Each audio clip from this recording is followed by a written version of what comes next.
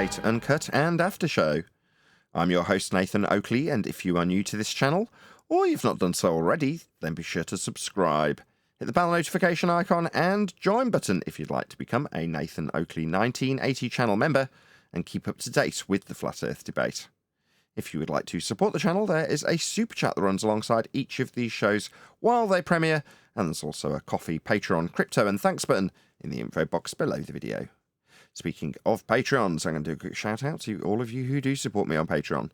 So, a massive shout of thanks and appreciation to BG, Survive the Spin, FE Patriot, Steve, On the Level, Thomas van der Zander, Gary Hughes, Measured Flat, Chris Wouters, Sensual Goat, Mitch Kennedy, Rod, The Name's Burley, Twad Wazzle, Jason Hornsby, Christoph Fournier, Flat Earth Travolta, J Mel's 24, Unamento, Iron 26, Endless, Golden McKinnon, Retro Bill, Level Playing Poem, Michael Kahn, John Kays, Patrick Gunnels, Banter, Harry Blade, Mobile Max 777, Rob W, Del West Watson, Unbelievable Productions, Blue Ridge Ranger, Abraham Mohammed, Skeptic 936, Texas Mike, Chow Young Cat, David Wayne Foster, and Dank.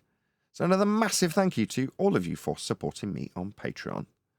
Now I will hand across to whoever is in Discord, and I think today we're in the Politics Discord server, so you can enjoy their dulcet tones while I set up for today's live show. Yeah, not only that, but also he did a little bit of triangulation in France, which is France is a small country, right? So he couldn't get exactly a huge amount over 180 degrees, but he did get a spherical excess, right? Even in that small area that he was measuring, a triangle that he made still was over 180 degrees. But anyway, go ahead. But yeah, so we have a double. We have a line that's sloped. It says here that many reoccupied in order to get the sum of the three triangles adding up to 180 degrees. So it says here that he was using 180 degree triangles in 14. Hang on.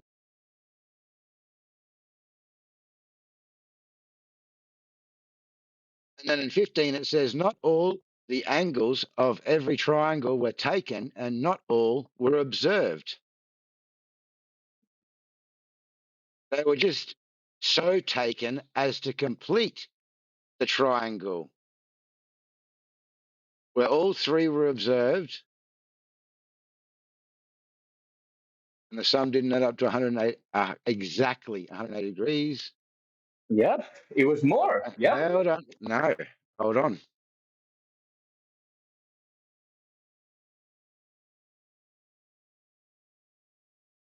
Why was it more? Hold on. Well, like you said, you had a slope line. Double slope line. It's so crazy how it's more than 180. What the fuck is going on, guys? What? Did you just hear what I said? Can I It says in 14, yeah, I heard what you said. I heard what you said. They calculated the angles after Hugh, shut up. Okay. In 14, they measured triangles measuring 180 degrees. Then in 15, not all of the angles of the triangles were taken or measured and were not observed. And they did not complete the triangle. They then assumed that they did not all add up to 180 degrees. And then they applied a correction, yeah? So no, this isn't directly measuring any drop over distance. You don't even have it's not even completed, yeah? Am I unmuted? Hello?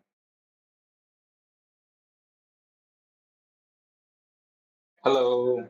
May I ask you a question? Go ahead, bro. Do you think that the Earth is flat? No, dude. So Look, think about it, right? If the Earth is flat and the sun is moving away from you, if the sun is moving away from you, there is no possible distance from you and the sun where the sun will be apparently below the horizon. right? It's a very common sense thing. Think about it. The angle with which the angle of elevation from your eyes to the sun to the ground will never be below zero. And that's what we observe. So if it We do never not goes At the below observe end of your zero, the citation, that sun would make below it the flat. horizon. That is the end, incorrect. at the end of the citation, we may note that Picard neglected to use spherical excess in his triangles. What was the conclusion that Picard reached? However, it would have been very small. So this doesn't say that he measured any curvature or spherical triangles. It says he measured triangles of 180 degrees. He had an established baseline. He's measuring angles. And he did not use spherical excess in his triangles. Thank you. What was I his would like conclusion to though? know how he's Blah, You blah, guys blah, seem blah, measuring to blah. think below the Blah, blah, horizon. blah.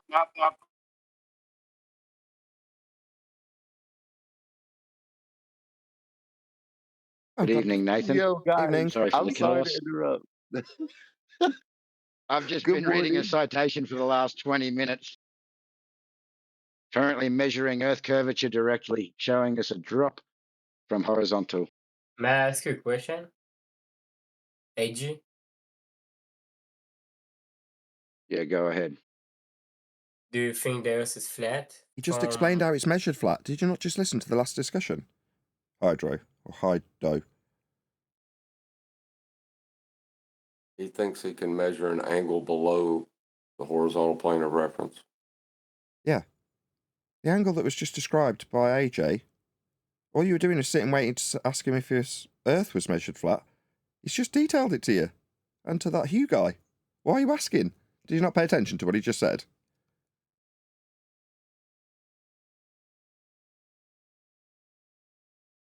Hydo, can you not paraphrase back what he just said literally before you asked that question? He's detailed how Earth is measured flat with Hugh's example. Did you not understand it?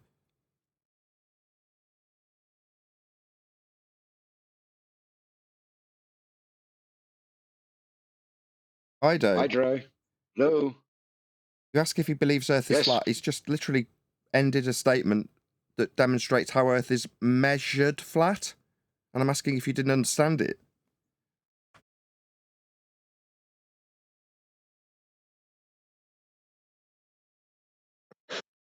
Give him a minute, he's in pain. Maybe we might have to slow it right down. Hey, Hydo, we don't believe it's flat. We know it's flat.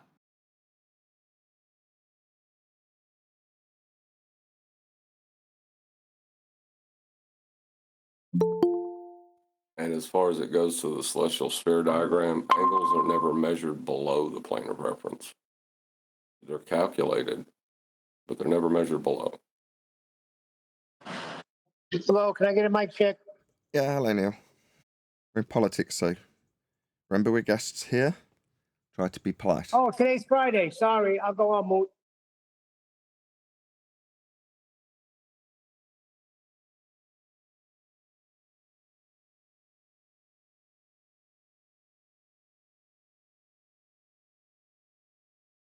How very rude. Twice he's asked a question, he's had his answer, no response. Hydo, you're just rude.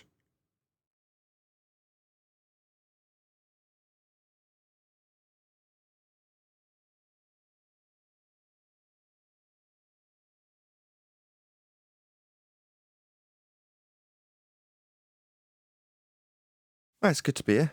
Nice to hear Globers saying, of course it's not flat. I can't measure below a horizontal plane of reference. Below zero. What, zero as in flat? For an angle? And because you can't measure below that zero, that horizontal, Earth is not flat when you measure it flat. Oh, definitely not, Hugh Jass. What a clown. Did you think that obviously made it ball-shaped? How idiotic. How idiotic. He said that you could measure underneath the horizon.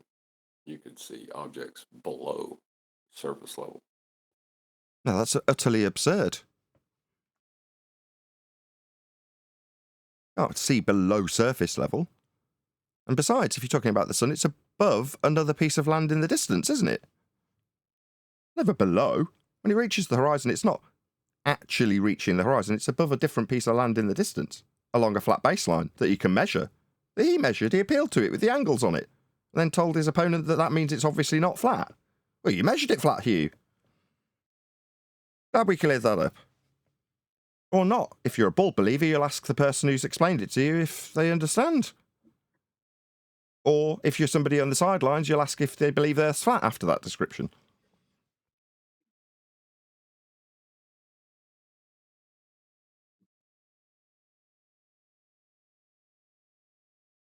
Anyway, welcome to Flat Earth, lads. Nice that you can use our measurements. Can you stop doing that if you want to retain your bull belief? Just use your own measurements that you don't have, as opposed to our flat ones with angles. That'd be great. Thanks.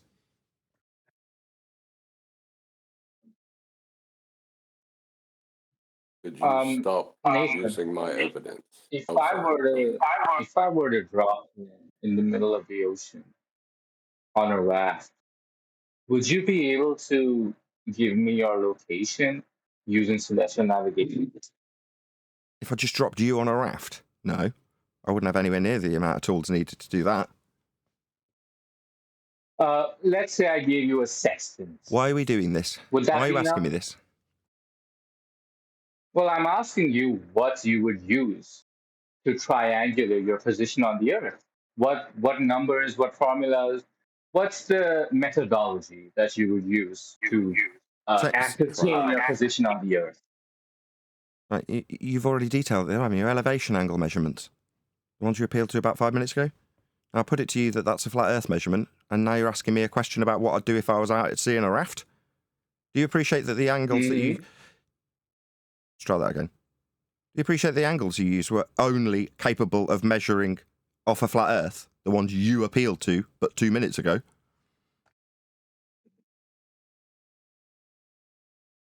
No, but what's the... What, Did you understand my question, Hugh? It seems like you've left a pause and are now saying something that isn't an answer to my question. Do you understand? I understand. I understand. Oh, well, You welcome need to this Flat Earth. If ladder. you understand, then I've got a point to carry on with you. It's not just you yammering through the devastating defeat. If you understand we're measuring Earth flat, son, we're measuring Earth flat. You don't need to ask me about being on a raft, hypothetically. You don't need to yammer through me pointing out your devastating defeat either. You could just shut your mouth and say thank you. Yet you measured Earth flat, Hugh. You don't have to yammer through me like a twat. Thank you. I'm still taking apart your stupid dumbass position that utilised flat Earth measurements. At the point that you say, I understand, I can very calmly, if you don't yammer through the devastating defeat of your globe belief, if you don't yammer through that, I could just welcome you like you're doing now. I could just welcome you to Flat Earth. Because you're measuring it flat with those angles. It seems like every time I try and make this concise conclusion unimpeded, Hugh the Zealot triggered Fundy with a ball belief has to talk through the top of it. Maybe start a new conversation about something that isn't his flat Earth measurements he uses. Now, I also put it to you, my further point that he doesn't seem to want to hear, after my affirmation that he understands he's measured Earth flat. Well, good, I'm glad you understand that. Thank you for confirming. There's a further point. I asked if you would refrain from using flat Earth measurements if you want to retain some sort of stupid idiot bull belief. Can you stop using flat Earth only measurements, please, Hugh? Can you respond to that as well before we move on to further ancillary questions before I've even taken breath? I haven't finished, you insolent, idiotic globe believer. You'll know because I'll shut up when I demand of you what you will give me. That is an affirmation that you'll stop using flat Earth measurements to try and tell opponents that obviously means it's ball-shaped. I still haven't finished unimpeded, Hugh. You're just a triggered zealot with a bull belief that's having a shit taken on it. And you need to talk through me, making you affirm that you will not use our flat Earth measurements in future, like you did with that opponent when you used them and told him it's obviously ball-shaped after measuring flat Earth angles. You won't be doing that in future, will you, Hugh? Okay, are you done? Asshole! Okay. Asking when I'm done when you've yammered through the question means your non-responsive answer about when I'm obviously done and have asked a non-rhetorical question. I seek affirmation from a zealot, Hugh. Affirmation that you won't use our measurements that you used moments earlier. Not whether or not I'm done. You'll know because I'll stop talking. And you're still talking through me, so I've got to repeat it. No, I'm not done because you can't shut up. And you don't seem to understand that someone's done when they're not talking. You want to be talking while I'm talking, don't you, Hugh? Because then maybe you won't have to respond to the fact you're using flat Earth measurements. And I'm requesting politely that you don't do that in future. Can you not use flat Earth measurements to tell opponents that it's obviously ball-shaped? Because that's deceitful, Hugh. Can you affirm you won't do that in future? Yes, I'm done. Can you affirm, please? I won't affirm because I have to use flat Earth measurements because the Earth is flat, right? Yes, you do absolutely, without question, have to use flat Earth measurements because the Earth is absolutely, without question, measured flat by you. Yes, you will have to use them, but don't tell opponents that means it's not flat when you're measuring that way, Hugh. Can you affirm you won't do that in future?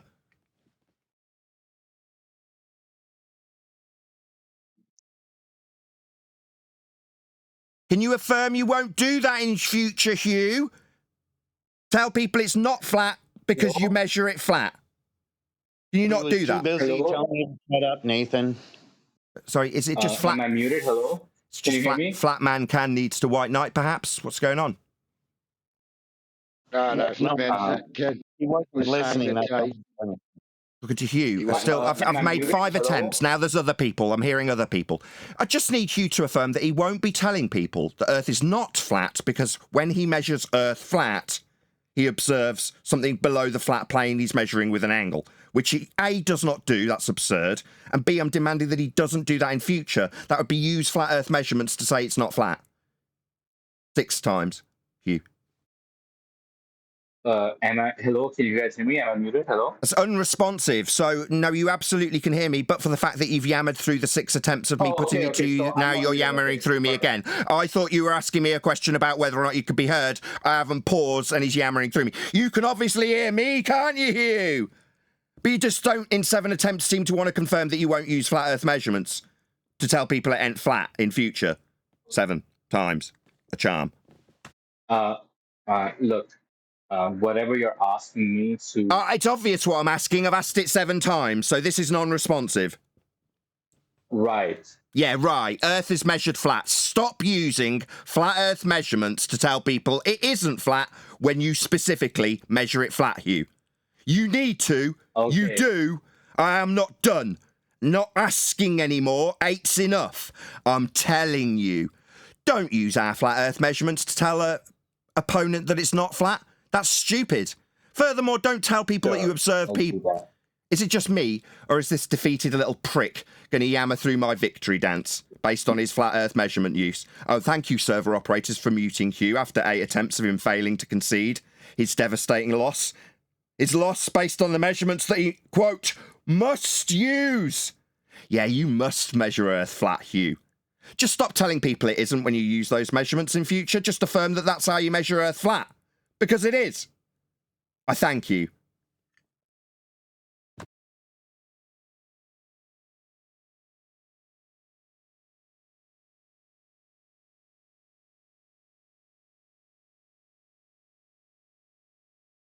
That was an interesting start.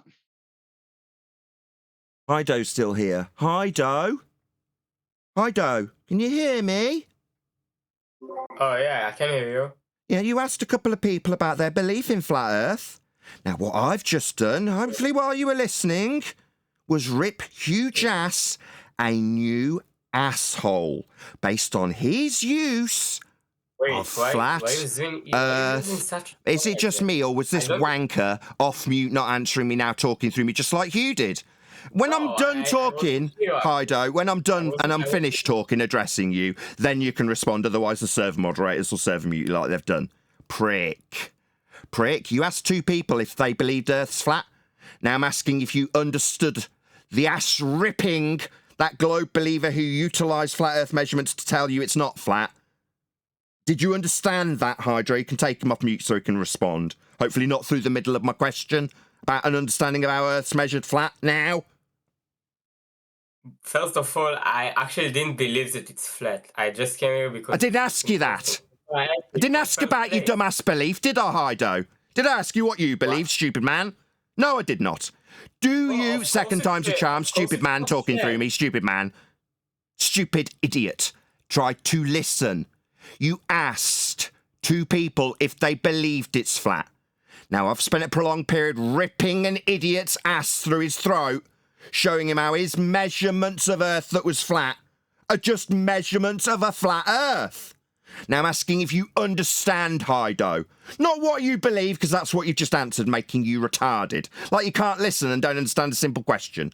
Do you understand it's measured flat now, Hido, you dumbo? You may respond. No, I actually stopped listening when you started to actually scream. Well, then get out. Well, then get out. Right? Then get out. Bye-bye, dickhead. You don't want to listen to me, don't you? Then you can get lost. Actually, I have no charge of this server. I can't remove him. But I can blag. It's all in the bluff, ladies and gentlemen.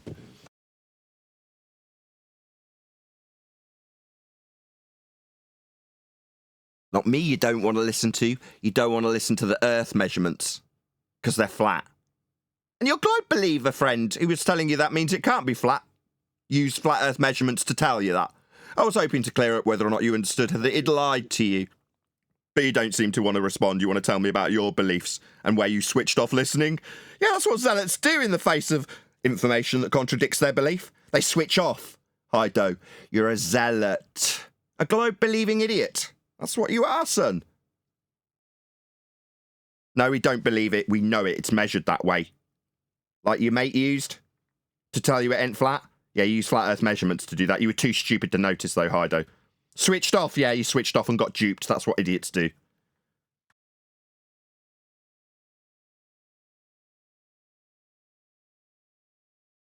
I'm in a much, much better mood today. I've been repeatedly going to my dentist with toothache, and over the last 2 days, it's slightly improved. Now, on my last visit, she's like, we may have to rip this tooth out. I'm like, what, this tooth that's next to the one you worked on that's perfectly healthy? And she's like, yeah, maybe. I'm like, oh, well, that's miserable. So going back this time, she's like, oh, it seems to be doing quite well. Maybe try and not take the second course of antibiotics. See how you go over the weekend. But I'll give you a prescription just in case, but try not to take them. I'm like, this is a far cry from you're going to have this tooth removed. So I'm in a much better mood today, even though I'm still in pain. But a pain that says I'm going to be getting better, as opposed to I'm going to be losing a tooth. Yeah, Happy days for me. I mean, ultimately, that's what would have happened if there's so many times that I thought, oh my God, I have an abscess. This tooth is gone. And it just went away. It doesn't always mean that you're gonna lose your teeth, but if you look at Google and if you listen to the dentist, if you have an abscess, you're losing your tooth, and that's not actually true. Not all the time. No. Well, I've never had any dental issues in my entire life. This is the first time in my entire life I've had a dental issue. And suddenly I've had 3 fillings and a massive infection, and I'm told I'm going to lose a tooth. You're like, I've gone from every time they're like, perfect. It's a good job they put fluoride in the water. And you're like, yeah, okay. And that's all I've got from the dentist. This time, yeah, you need 3 fillings and you're going to be in pain for longer while these... And you're like, what? How did it suddenly turn after just hitting 44 to everything's perfect? And no, yeah, things are going to start breaking at a fast rate. Just getting older, I guess.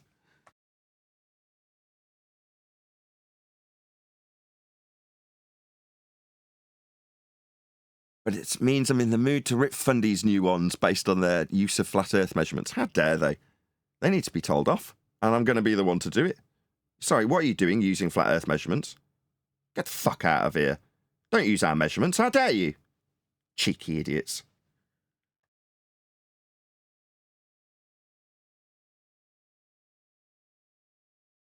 Sick of it. Telling us Earth's spherical and using flat Earth measurements. Been doing it long enough.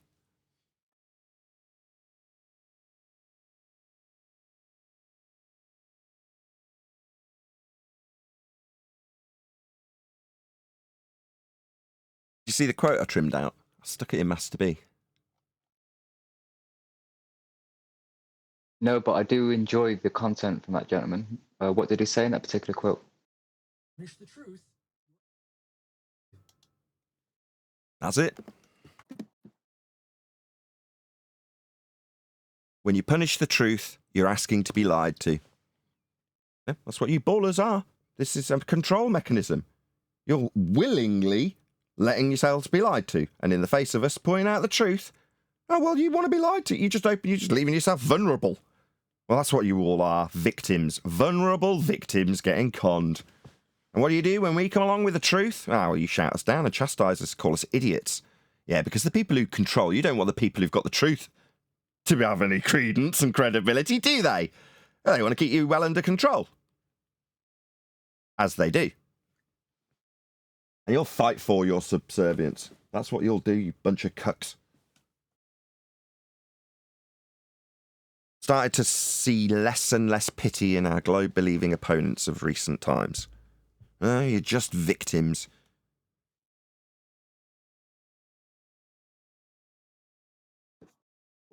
Yeah, man, like yesterday, like because what people do when they decide to talk to us is that they want to lead with, you don't actually have any credible claims, we've already proven it. And if you're gonna start off like that, why are you here then Yeah, having this exactly. conversation? I don't go into the ghost And forums going, oh, I already know there's no ghosts. That's why I'm here making videos about there being no ghosts. You're like, right. get on with your day then. What are you doing? So then I says, well, if you do want to have the conversation, is quick and simple. It's like it only takes me 2 seconds to tell you what I need to tell you. He's like, no, there's never actually any. I was like, oh, just ask me. Just ask me. Go ahead.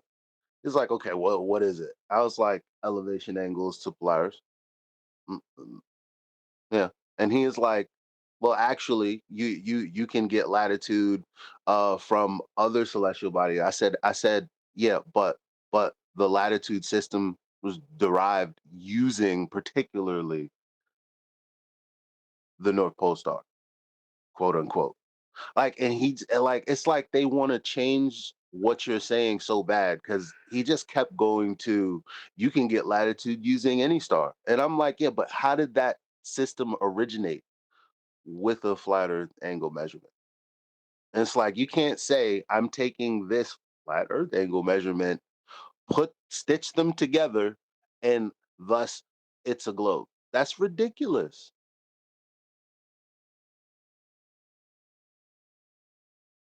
Yeah, fighting for their own subservience. Fighting for the lie they've been told. It's nuts. In the face of clear evidence that their lie requires a flat plane to make the lie work. Like, this is pretty sad now.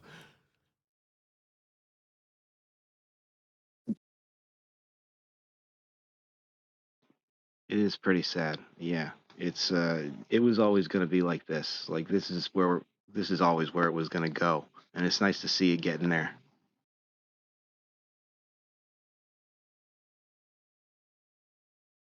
I know we've been coming to the 'Cause all server they for need to quite... do is get around it. Sorry, Adam. Oh, I'm sorry. I was just saying like all they need to do is ignore the beginning of everything. Yeah, ignore the origin of their globe claim. Yeah. Just want to do my little preamble because we're going live in about 5 minutes. So, although I've been coming here every Friday for quite a while, please don't swear. So in about 5 minutes' time, we'll go out to a live audience. That's pretty much the only rule I have. Please don't swear. So that it can be, to a degree, family friendly, PG, if you will. Other than that, if there's any questions, raise your hand. I don't actually know how you contact a moderator in this circumstance to say, I've actually got a question, but by whatever means you'd typically use in Discord to alert one of the moderators that you've got a question that you want to ask during the live show, feel free. Just don't swear. That's it. Other than that, Yeah, if you want to ask a question, just drop it in the side chat. I'll put you in order and take note. And if you can just remain quiet while somebody else is speaking, and we don't need white knights or anyone coming in over the top. furthermore, the main purpose of us being here in 2024, a vast chunk of it now, is to point out that we as globe believers are using flat earth measurements. We as flat earthers are using flat earth measurements. Earth is measured flat. So if you are a flat earther, you should be on the front foot, as opposed to telling people how non-curvy it is or how curve fails. Tell them how it's measured. It's far more effective. There's practical applications. 100% correct. Go ahead, sorry. And 100% correct what you just said. And I want to add to what Elijah just said earlier. Even if they claim, when you tell them that those latitude lines were, we got them by having by measuring the elevation angle to Polaris, even if they claim that you can use any star, still the answer to not having a flat Earth should be we are not using elevation angle to Polaris or to any star. That will be a problem for the globe if you are using elevation angle that uses a flat baseline, not a curving one. It doesn't work on your globe. Bonjour. Hello. Morning, Pew. Welcome. Howdy. Howdy, how's it all going? I'm on maybe 80% form today. Toothache subsided a little bit, which I'm very delighted about. But if I do sound a little bit drunk, I'm not, I assure you. Nevertheless, we're in politics, as I said in the intro, so hopefully there's a few questions that we might have lined up for the live show over the next hour or so. We shall see if there's long, protracted silences, as there may well be, on a foreign server, one that is not our server, so to speak. We are guests here today, so I would ask my own panel to be polite. I have already in the pre-show. But yeah, we'll see how it goes. Please share the show if you've not done so already. AJ, is there anybody actually waiting in the wings to ask anything? No, not at the moment. Fair enough, there's a whole bunch of you. I'm sure that situation will change. You're one of the members. You'll know there was a couple of people in the Flat Earth debate pre-show asking questions like, do you believe Earth is flat? After having prolonged explanations from AJ about how the Globe Believer is debating about how Earth isn't flat with flat Earth measurements, which is just irritating to me now. Don't do that. If you want to believe you're on a globe, you're entitled to your belief, but don't utilise flat Earth measurements to assert your belief. Worse still, assert that it's not flat because you've measured it flat. And when you're measuring it flat, it can't do X, Y, Z. When measuring it flat, therefore it's not flat. No, you're just measuring it flat. Everybody does. It's always been that way. It's not really that big of a deal. Nothing's going to change. The world's not going to unfold. It was always measured flat. It always will be measured flat because Earth is flat. Hope that clears something up if you're watching and you're new to the stream. Please share the show. Yeah, it was another example of a glober who doesn't read their own citations, who read the first couple of paragraphs that mentioned a spherical triangle. But when she read further into the document, it said they only used plane triangles, adding up to 180 degrees. The last line of the document says that in his measurements, he in fact did not use any spherical triangles. And further to that, his measurements were all counted as useless and were disregarded. And then you were asked if you believe the Earth is flat. I don't even hear it in one ear and out the other. Very amusing. Shout out to Sensual Goat, gifted 10 memberships. Thank you very much for the support. And also, welcome to Mickey Mess Studios, who joined as a penguin. 11 new members in so many seconds. Fantastic. And welcome to all of you who joined as a member. Go ahead, whoever that was. So, Lucius, right? Hey, man. How's it going? Very well. Stealing with Globers in every part of this server every day. I would hope so. The majority of the world still believe they're on a globe, don't they? So that would make sense. So they think it's all round like their heads. I don't know, my head's kind of square. What were you saying earlier, Lucius, about a disc with an edge or something? Oh, just say it, look outside, look out your window. Just honestly get on a mountain, look out a peak, and just show me where it bends. Show me with your eyes, or just even show me with math. Even just something, some form of reality.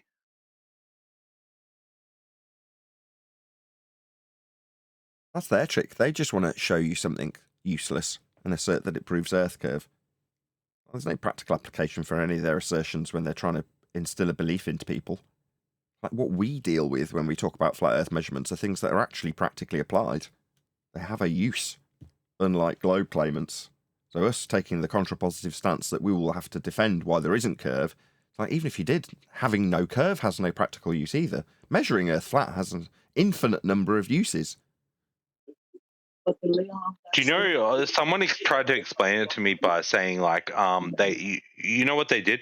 They grabbed a bucket with water in it and they swung it around like around their arm in a circle, and they said that's how the water on the Earth doesn't like come off because it's held in like that's that, completely and they in motion. not a, that's, You know, that's like you couldn't even tell that that's an analogy because the premise that there is a globe and it's demonstrating that hasn't been proven in the first place.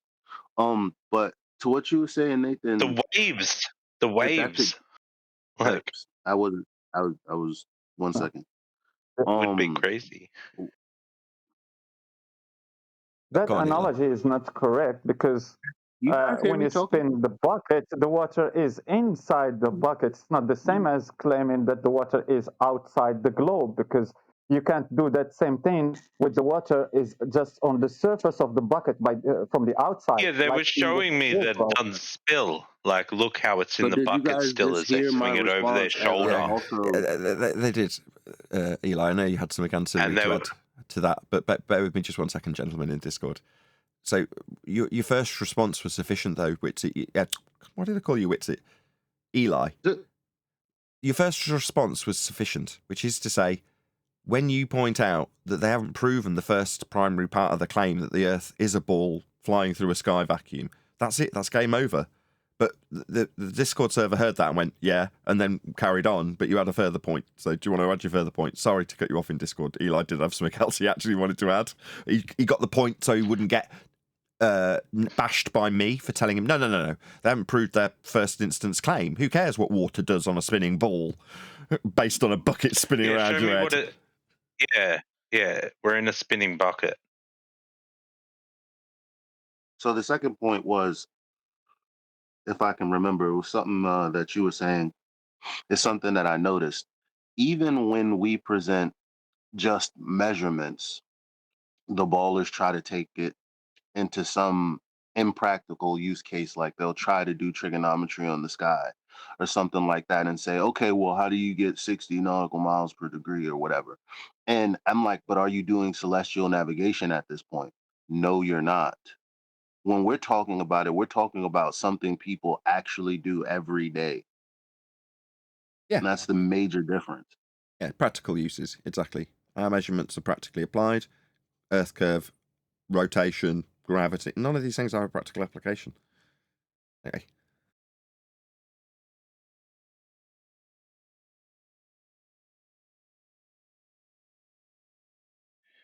Can you take a measurement and force a practical application?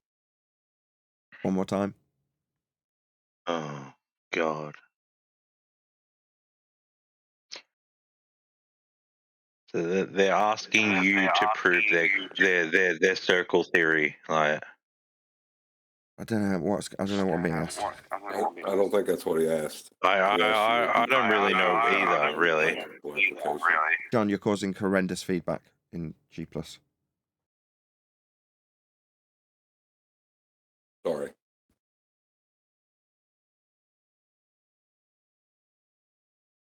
What's the question being asked? Can you take a measurement and show us it in a practical application? Rob Noxious, why are you here? I watch your show every day. I enjoy your show, Nathan. Okay, we won't get into this now. Yeah, it's called celestial navigation. You deny latitude? I didn't ask what it was called. I said, can you do it? Could I do it if push came to shove? Yeah, I would hope so. I'd hope that me measuring a flat Earth would mean that I could save lives at sea if push came to shove. I'd hope I had enough knowledge to put the tools to use so that I didn't die. I would hope so. Yes. Meanwhile, that process, used daily by others and has saved many lives at sea and expanded the territories, is utilising flat Earth measurements. Rob Noxious. I disagree, and I believe the people who you're talking about would disagree with. I don't care what you believe. If you disagree, define an elevation angle measurement, which is what's used in celestial navigation.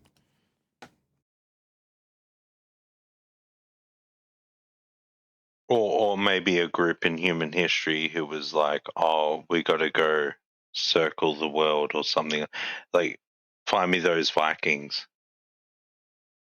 That's all good. The process is well defined, and in order to follow this process, which measures Earth flat, you need to measure elevation angles. So let's have a definition, if he disagrees.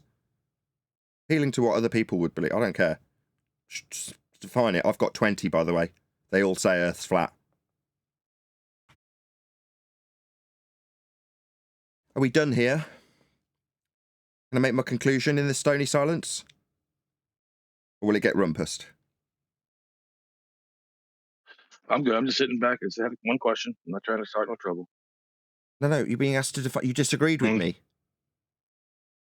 I say you measure elevation angles. Oh, I didn't even know you were posing a question. My question just was to you. No, you disagreed. Can you take a measurement and show us practical uses? That's where we started at. Yeah, and then I told you elevation angles. Yeah, I got that. Yeah, then you disagreed that elevation angle measurements would be with respect to a flat Earth. You disagreed and said others would disagree. I said, okay, so let's define what's being measured then in celestial navigation. That's elevation angles. And we're at the point where you, the one challenging me, are at the point where you aren't defining it. Okay, let's do that then, Nathan. Let's do that then. Let's take celestial navigation. If I'm in the north above the equator. No. And I'm using the. No. Let's define what an elevation angle is for the third time. Yeah. It's all good. So did you just swear at me? Did he just swear at me? Did he just swear at me under his breath? Did he just swear at me under his breath? No, I did not swear. No, no, you did, because that's all you can do. I said I'm going to stay calm. I did not. Did you swear at me under your breath? Did you or did you not swear at me under your breath? No, I did not. No, I did not. So when I go back to the recording, no, I did not. I'm giving you a third chance, Rob Noxious. You're talking through me whilst telling me you won't be disruptive. If I go listen to that recording and I hear the F word, Nathan, you won't ever talk to me again. Nathan, sorry, that was someone else that butted in over the top. Fair enough. That was Lucius. Take it back, Rob. My bad. Just so you know. No problem, Nathan. Not in the best of form. I'm a little bit ill. So you might just find I've got a very short temper. My bad. In any event, it's okay. I understand. Nice that we've put some distance between now what will be the fourth rendition of you challenging me based on angles off a flat Earth for navigation. You say many would disagree. I disregarded that out of hand. Who cares? And then ask you, who disagreed, to cite it fourth time.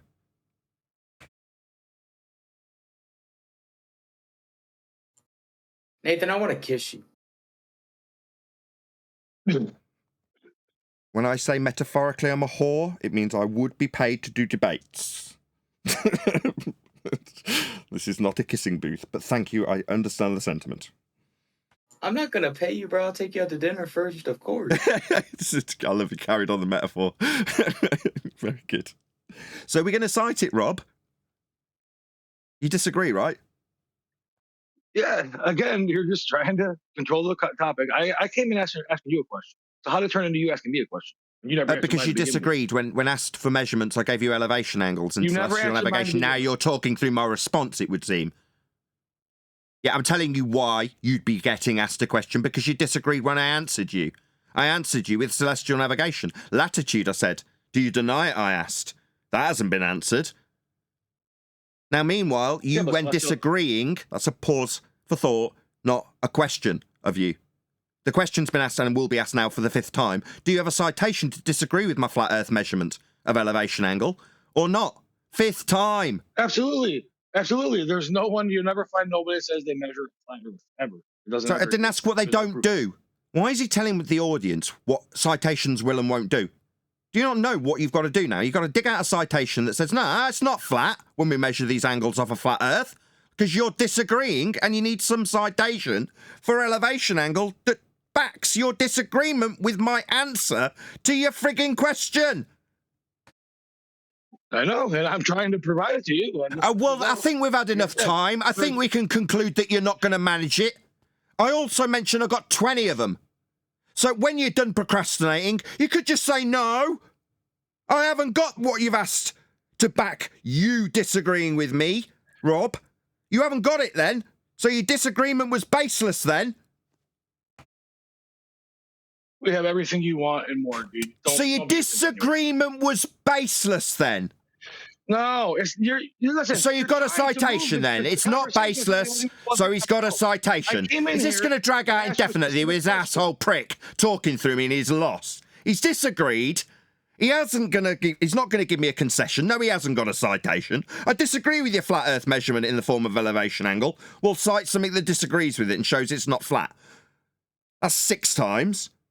Are we going to get that? No, we are not. We're going to get the usual Rob Noxious prick treatment, where he rumpuses and puts some distance between his failure and me reading out one of 20 citations that makes it abundantly clear that you are measuring Earth flat when you take an elevation angle measurement in celestial navigation. My practically applied measurement I was asked for. And when it comes to me asking for the reason I'd be disagreed with in answering, I get this from a prick. This is why I don't like you, Rob. You're a prick. Yeah? You're not conciliatory in any form. You're a prick. You'll happily let me ask you the same question because you've disagreed. 6 times. You don't just say, no, I've got Jack. I had no reason to disagree. My disagreement was baseless. It's because it disagrees with my fundy sphere belief. Not because you're wrong. I'm disagreeing with you because I don't have a sphere belief to retain in the face of this flat Earth measurement, so I'll just disagree with you. No, that makes you a prick with a fundy sphere belief who cannot concede. In fact, you'll lie about having a disagreement and appeal to others. Who are these others that you lied about disagreeing with me? You have some appeal to some random strangers that aren't you. You're disagreeing and you've got no reason to. Me, I've got citations that make it explicitly clear that angle measurements will only and can only be taken from a flat Earth. Quote, the altitude angle, sometimes referred to as solar elevation angle, describes how high the sun appears in the sky. The angle is measured between an imaginary line between the observer and the sun and the horizontal plane the observer is standing on. End quote. Sustainable by design. Altitude angle. That's 1. Now, when I'm told I'm wrong by a prick, that would be Rob Noxious, an abusive prick who sends sweary messages via my messaging services, my private messaging services. Yeah? I get sweary, obnoxious messages from him.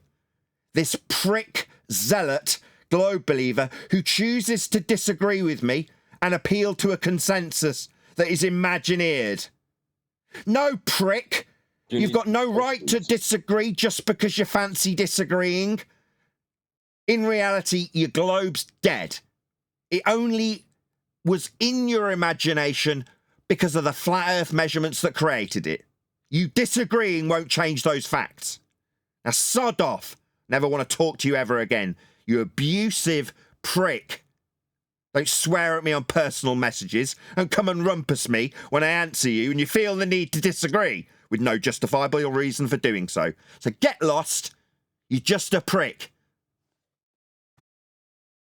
Nathan, I'm not sure if you're aware, but Rob's known to have been a stalker to Bro Sanchez for quite a few months before he moved on to you. And I've personally walked in on him in his little Globe Gem Panda channel, talking about how he hates flat earthers and he's made it his mission to troll them. So just making sure you're aware of who you're dealing with.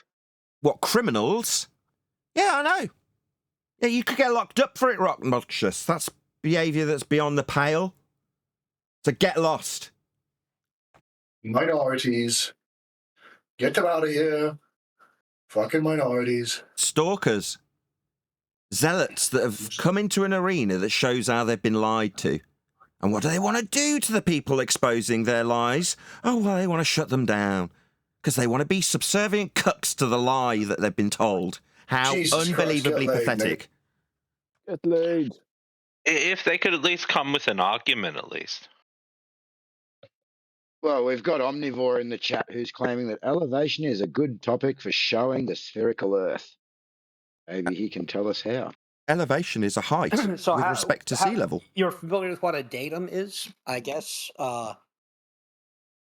Oakley, although I know Oakley will say he does. I don't know if he actually does. What a datum. Yep. So when you're doing surveying and you want to know what your elevation is, generally that is done by measuring it from a standard, a datum, which is often WSG 84, and that is a ellipsoid. So yeah, if you're going to talk about elevations, you should probably here we go. This is a good picture of it. I'll put it in chat. You should probably understand what what people are using when they're measuring them and what shape it is. Could you define what the word elevation means, please? Distance above mean sea level. See what now? The distance above mean sea level. Welcome to Flat Earth.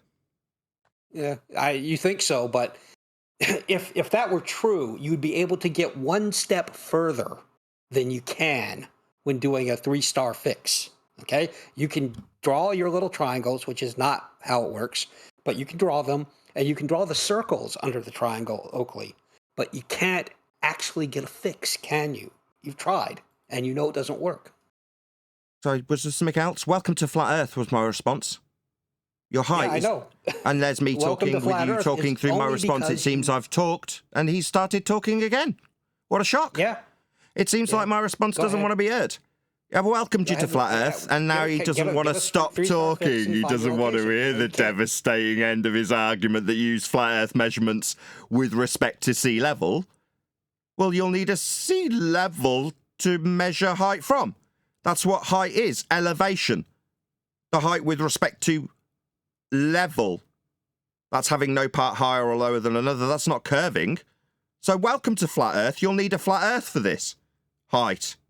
Elevation. Above a level. That's a flat Earth, mate.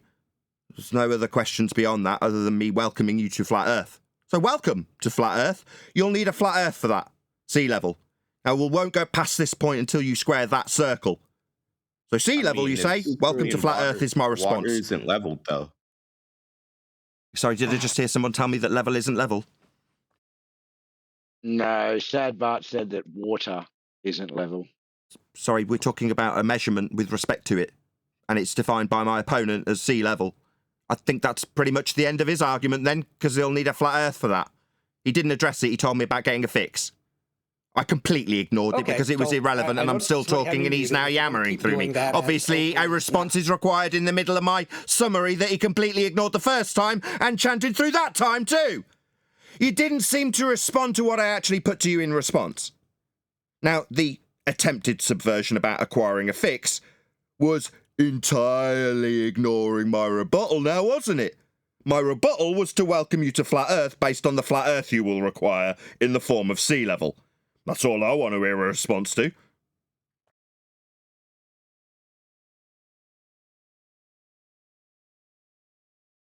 Doesn't look like I'm going to get one, though. So I'll conclude. We'll be measuring Earth flat for elevations. Elevations are a flat Earth prerequisite. You must have a flat Earth to get them. It's in the name of it. Sea level. So that's all bullshit. I'm sorry. None of that works. That's a hand wave dismissal fallacy. Excuse me, I'm not going to be told with a swear word that that's all bullshit. No, I'm not going to be swore at with a hand wave dismissal. No. Sea level is what you used in your claim.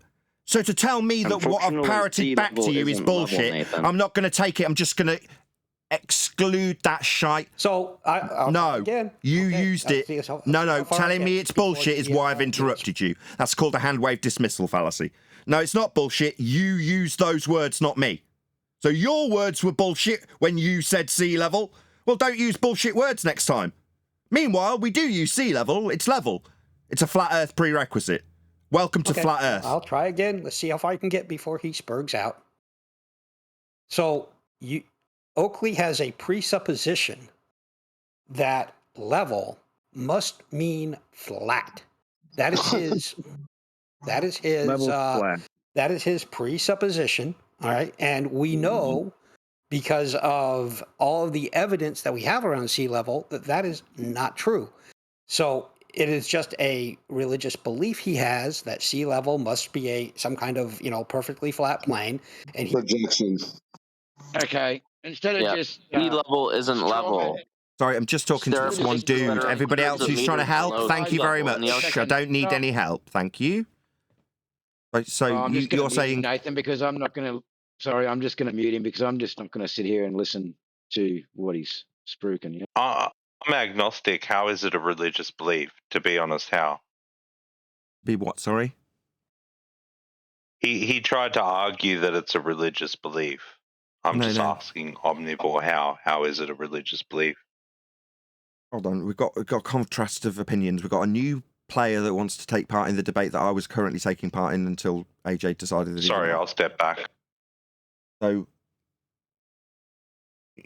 Well, Omnivore just hasn't answered the question. All he's done is spoken about what Nathan believes and continues just to speak about what Nathan believes. I don't care what Nathan believes. He's stated facts. Omnivore's a coward. Answer it. but we're measuring Earth flat with sea level. So he's saying the answer is we know from, for example, the practice of geodetic surveying that level is actually curved. I can put some pictures from older surveying books. You can use modern ones too, but older surveying books into the chat. I can flood the chat with them if you want to try, and you'll see that they have a level line that shows a curve, which is mean sea level. It's marked level. It is curved, and that is I how gotcha. I gotcha. I heard. Thank you. Thank you. Will you stop at some point? Will you stop? Somebody's getting real Are you going to upset. stop at some point? Can I answer him? I mean, that's one piece. Is he just going to keep yammering, or am I going to respond to him? I urge you. Level isn't level. Okay, I urge you. Okay, is there any evidence that you can acquire an elevation angle from a curved baseline in that case?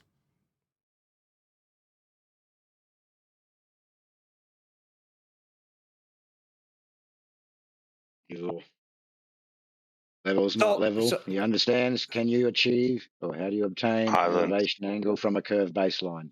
So the way that you obtain an elevation angle from a curved baseline is to establish a tangent line.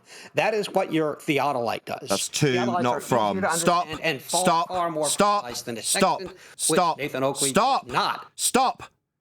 That's to a sphere, not from. We are measuring from the surface, not to a tangent. I asked if you could get an elevation angle from a curved baseline, not to a presupposed tangent point. So you obviously didn't hear the question. I'll repeat it, hopefully without interruption, because you didn't understand. You assumed incorrectly because you didn't listen. I was asking if you can draw tangents to spheres. No. I asked how you would measure an elevation angle from a curved baseline. Try again.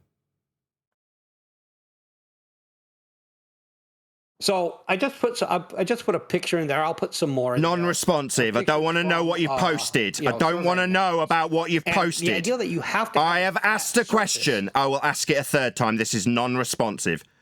How do you measure an elevation angle from a curved baseline?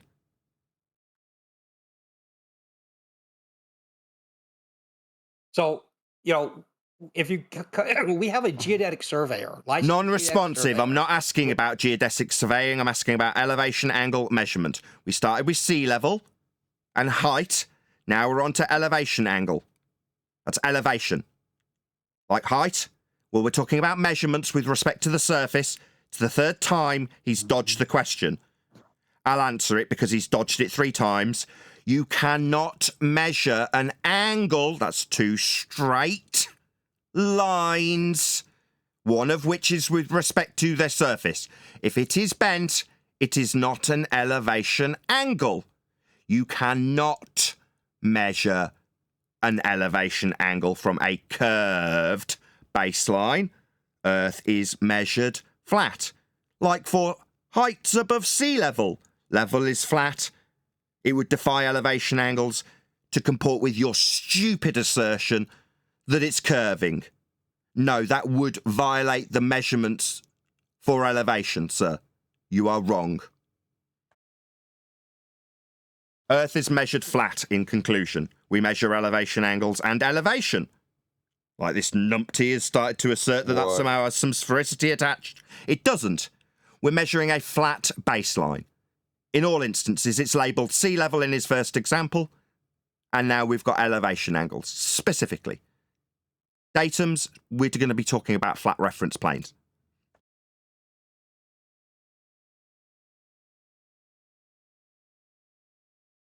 Next.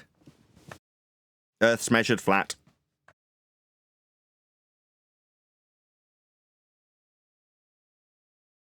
Anybody on the panel got anything to add to that string of nonsense?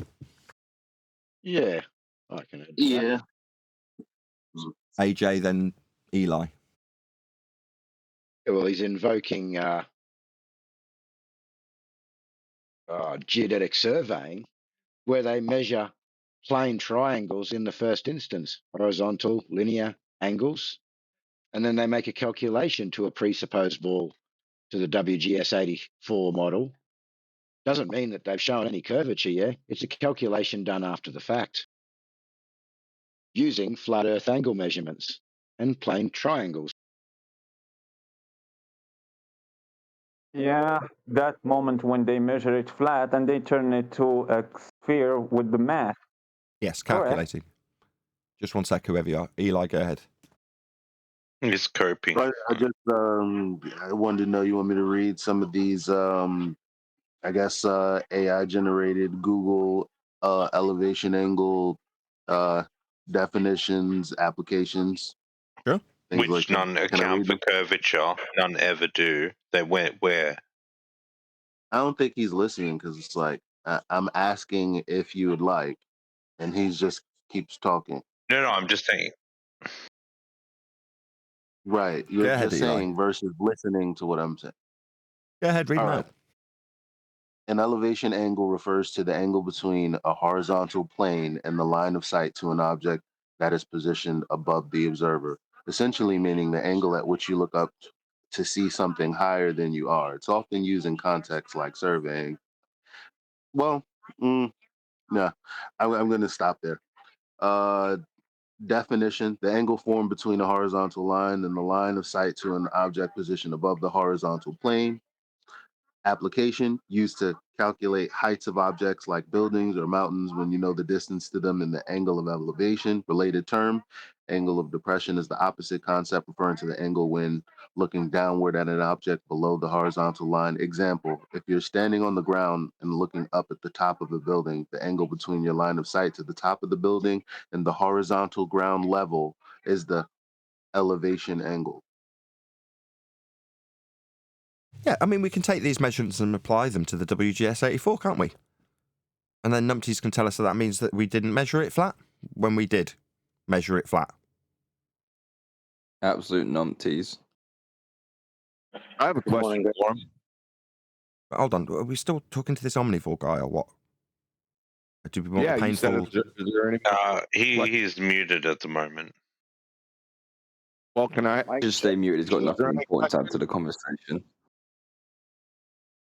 Would you like to I speak got to a him? question from oh my God. I have a question from a statement that he made. Very simply.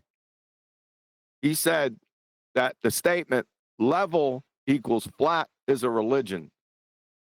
Can you unpack that non sequitur from the Black Lagoon, please? That's what I asked earlier. He's an absolute moron. Just omnivore, please. Wait, Just omnivore. Just omnivore. Hey, you guys unmuted me. Somebody, Non-responsive. somebody find their balls. Yeah, in your mouth. So I saw a question in the chat about tides. So nobody right? asked you this. About why You it's were asked a mean question, sea Omnivore. level. It's automatically going to be turns on out that sea Omnivore's level- agenda. No, Omnivore, you were asked a question. You've been taken off mute to answer it. Now you either play ball or piss off. Do you want to answer the question that's been put to you? You're not going to take charge of the discussion. That's absolutely not going to happen, you disingenuous globe-believing zealot. Do you want to answer the question, Omnivore? Do you want to take him off mute to see if he wants to answer QE's question about flat being a religion or not?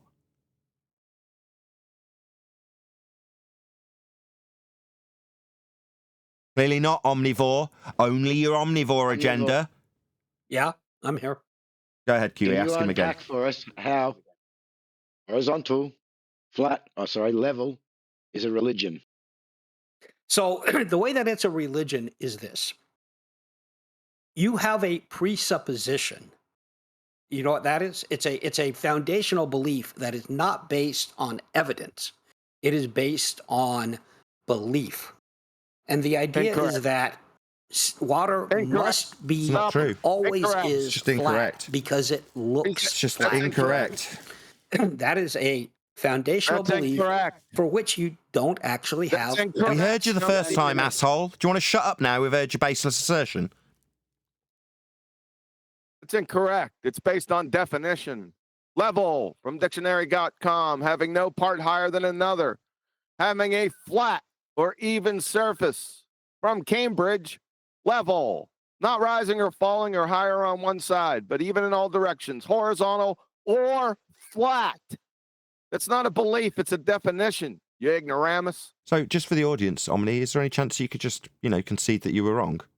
Just to show that you're not a complete, pathetic, globe-believing cuck. So, as we know from This is non-responsive. survey- Telling me what we know is not conceding that he was wrong.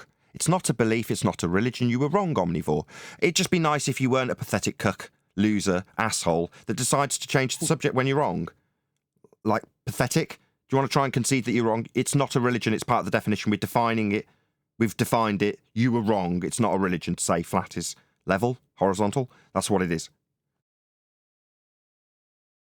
By definition, it's not a religion. You stupid idiot. Can you concede that now for us, you idiot? No, you can't concede it, Omni, so you're not going to be part of the conversation anymore because you're a wanker. So that's why it's a religious belief. No, it's not. We've just taken apart why. So he's just going to rinse and repeat. Long, stony silence, then rinse and repeat that it's a religion. No, we've defined it. It's definitely not a religion. You just being a zealot chanting wanker in the face of defeat just shows the audience exactly what globe believers are prepared to do when they lose. Because they're losers. So what, you think chanting the same thing through us again is going to get the win? We've just defined it for you. Think a change of subject's going to change how utterly embarrassing it is for you, Omnivore, when you're wrong? You're just wrong. You're just stupid. This is you representing globe believers everywhere. Stupid. Like you. In the face of adversity and being wrong, you'll chant the same claim that's wrong. Wanker. Get lost. Go and be a globe, go and gem panda. So they can all suck on your teat of globe belief together. I think he was projecting his ideas on us because it's just a belief that level is curved. Level not being flat, that's the belief. That's the religion that they got. Yeah, maybe I wouldn't go that far, but every time that we go to demonstrate like a level, right, it's the shortest distance between 2 points. It's a straight line, and that can be demonstrated and shown, and that's why it's defined that way. I guess he would have a belief that it would be a belief that it's not that. It's always been shown to be that. I mean, that's stupid, though. I mean, in their own religious assertions of mathematics for Earth curve, surface level and eye level are both part of that mathematics. They're level, they're horizontal, and if you defy that and claim that, oh, it's on screen now for the audience, just in case you can't see, where it says surface level, that would be a flat Earth that's required for this mathematics of assertions that we've got a side view of Earth curve when deriving points below surface level that they label as horizon. But you still need surface level to be level to make this assertion. So when they say level isn't level, it's actually curving. Oh, well, that scuppers your Earth curve maths. How are you going to reference something deviating from horizontal if level isn't level, like your math says? Yeah, level is level. You just need a flat Earth to make Earth curve assertions in Fantasyland. You're measuring a flat Earth to get those mathematical assertions of Earth curve, and it is absolutely level and abides by the axiomatic principles of level. It's not curving. That's idiotic. But of course, he'll tell me that believing that level is a religion. Well, why is it in your mathematics labelled on this diagram as surface level then? Yeah, refractive curvature found that paradox and pointed out months ago. Years ago. Bunk and debunk, man. He did it with puppets. Turned his kitchen into a sphere. It was nuts. Is there? He's putting in chat. Is it possible that there's a shorter distance between two objects? Is there a shorter than a straight line distance? Is that something that's possible? Who gives a crap? We measure Earth flat in geodesic surveying. They apply elevation angle measurements to stuff. In the WGS 84, he wanted to whistle past the Earth measurements and go straight to the WGS 84, and then say, no, axiomatic principles that are required in Earth curve maths, they're not real. No, we don't have level, that's curving. Oh, well, that buggers up everything in your entire worldview then. You need level to assert Earth curve. In your religious belief, you need a flat Earth for that. And you want to defy the Earth that's flat that is required for your measurements to move forward and calculate them into sphericity. You want to deny those, do you? What an idiot. Now, we're offering advanced heliocentric understanding. We're telling you where your globe came from, how it's measured in the first instance, and all you can say is, no, well, those measurements can't be real. Those axioms don't hold true. Yeah, they do. It's how your globe's created. If you deny them, you're also denying the globe's creation. Not that it's real. It's only in existence in mathematics. But those maths require measurements of Earth, and that Earth measurement is flat, whether you like it or not.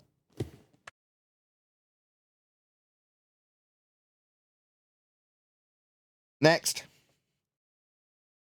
Doesn't time fly when we're having fun? 100 people watching though. Woohoo! Please share the show. Smash the super chat to support this channel. Thank you very much for everyone who hit me up on PayPal yesterday. Fantastic this morning. I got a text from my bank telling me I'm overdrawn. It's first of the month. Beep beep, 7 a.m. Oh, what's this? Barclays? What do you want? You are overdrawn. We'll be charging you 35%. Like, oh no! All my moaning yesterday came true. But fortunately for me, people bailed me out and at least helped resolve the problem that caused me to be overdraft, which is sorting out headlights on our stupid car. So thank you ever so much to the people who sent me PayPals. My wife is well on the case. She's ordered a second set. So at least we'll have working headlights. Thank you very much if you supported me with cash. I am so grateful.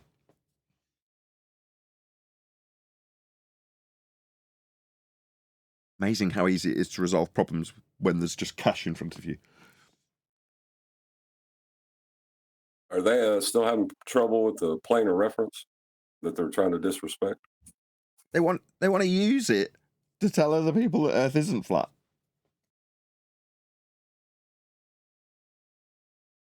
Well, the troubling thing is that in 2024, Baller's best argument on this panel this morning was that statement that level is flat as a religion. Are you kidding me? Is that all you got? Oh, it's worse. Before it gets worse. Level. Ed, Eli. At least they used to come out with some fake math or something before. I just had that on screen. It requires a flat Earth also. But see, what he's attempting to do is why I don't like what Witsit is doing, and why a lot of what a lot of people do is like he attempts to paint you in a certain light, and then when you press him on it, he's not giving you that justification, but he's going into something else.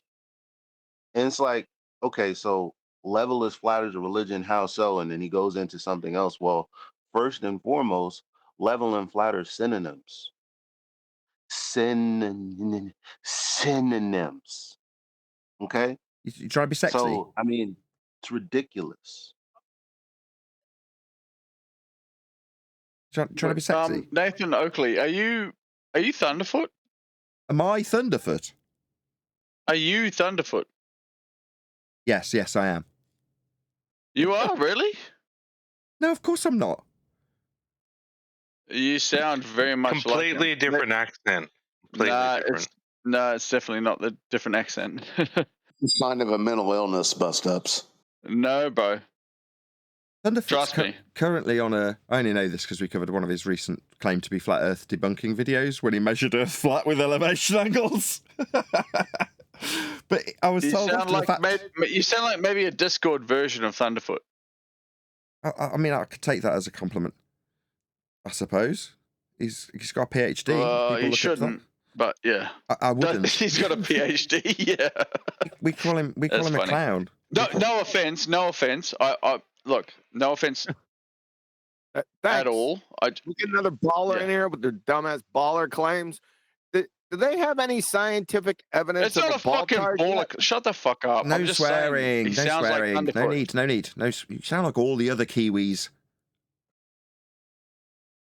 I think Bust Up's a baller anyway. Yeah. Bust Up, Is there a baller. any scientific baller. evidence? I'm a big baller. I got 2 big ballers between my legs. Yeah. Thanks. Ignorant glober. No need. Who's a glober? I'm just guys, relax. I just said he sounded like Thunderfoot. Yeah, we heard it 6 times. We got it. That's amazing. Astonishing. Now, is there any baltards in here that want to provide scientific evidence for their globetard?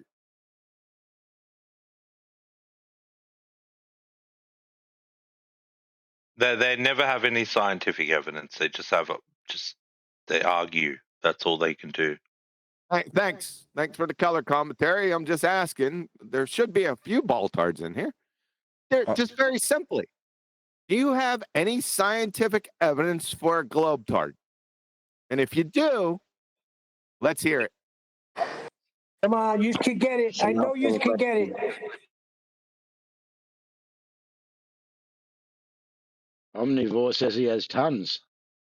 No, he's already been here. And he's already been here. He offered geodesic surveying and we took it to the woodshed. Is he the level equals flat as a religion guy? Yes, he is. Yeah. Rinse and repeat. We define it. He says, yeah, so that's why it's a religion. Level being flat is a religion now. Yeah. And when we ask him why he justifies that he can't, we define it and prove that it's not. And then he says, in the face of us proving why it's not, more importantly, QE, proving it's not, by definition, the reason it's not a religion, his answer to that is, yeah, that's why it's a religion. Yeah, I got it. Thanks. I got it the first time. So are you going to let him speak? So he can provide we just want his single best scientific evidence for a globetard. That's it. Just one. We can try. Omnivore. The single one best evidence. Scientific evidence. We live on a globetard. Sure. It is measurements taken of a theodolite. That's maths. That's maths. That's maths. No, it's Omnivore's cope. It's maths. Measurements aren't science. So we need the observed natural phenomena, the dependent variable first. How long are you going to give me? Omni, you don't know what science is. I can show you my evidence. I can walk you through it.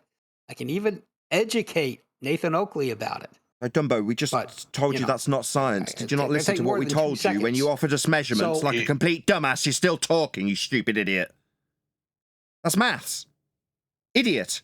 You were asked for science. You obviously don't know what science is, and you're telling me what you can tell me. First attempt, total fail. That's maths, dumbass. So I would say that celestial navigation is maths. What, measuring stuff? That's not science, you complete idiot. That's 3 times. Are you deaf?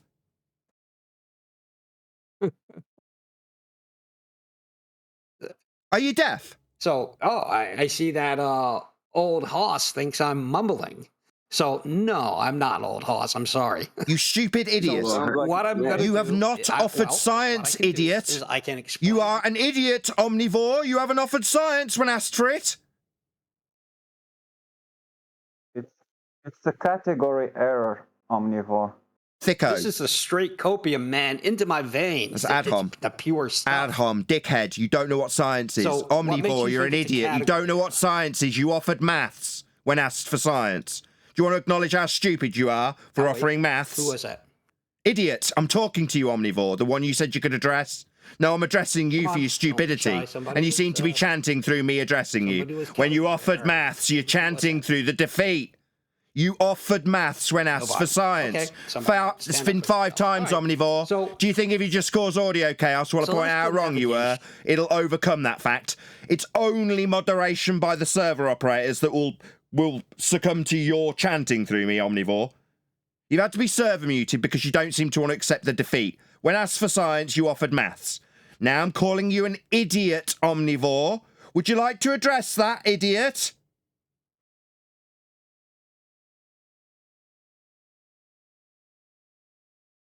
So I was asked for the best proof that I had, and no, you are not. No, you are not. You're a liar. yeah. He's deaf. Scientific I evidence. asked if he was deaf. So, He's deaf. measurements- He's obviously deaf. No, you are not. 3 people, me, QE, and AJ, all used the word science in the question. So he's got to lie. No, I wasn't asked for a really specific standard. Liar. No, you're thick, deaf, and a liar. So, dum-dum, let's give him the benefit of the doubt as he starts talking through the repetition of that which he couldn't hear because he's deaf.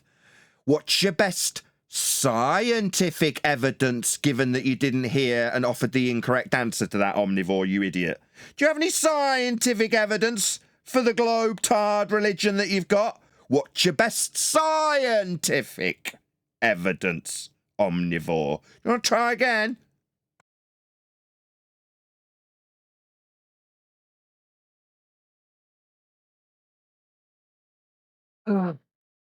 So celestial navigation is based on the principle. No, then shut up. God.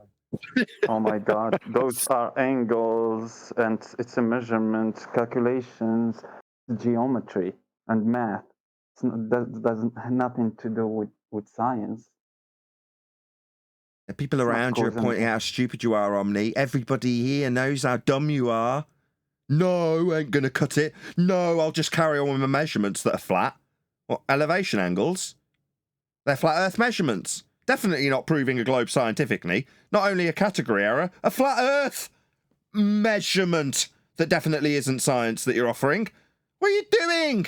Did I not already tell you not to use flat Earth measurements?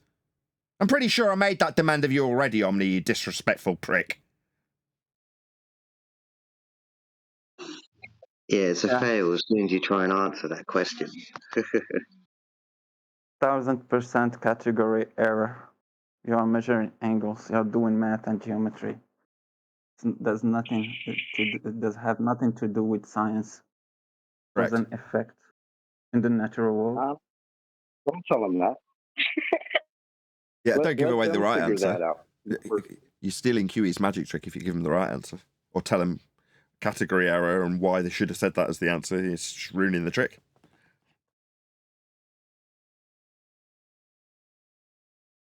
Yeah, but I started to have pity on him, because it was so sad. Just rambling like that, yeah. But you are absolutely correct. Don't get us wrong. You know, we're guests here, so typically everyone's in on it. Go on, Chocolate. Sorry, man. I just wanted to say it's one of those, shh, let them figure that out, right? Because again, remember, these were the guys that tell us science proves everything years ago, right? So they should obviously have a good idea what science is. Being asked if they have any scientific evidence for their globe-tard should be pretty easy to sum up real quick. But they don't, and they can't. And it's a shame. And a hint to you globers out there, you know how you create more flat earthers? Just keep talking the way you are now.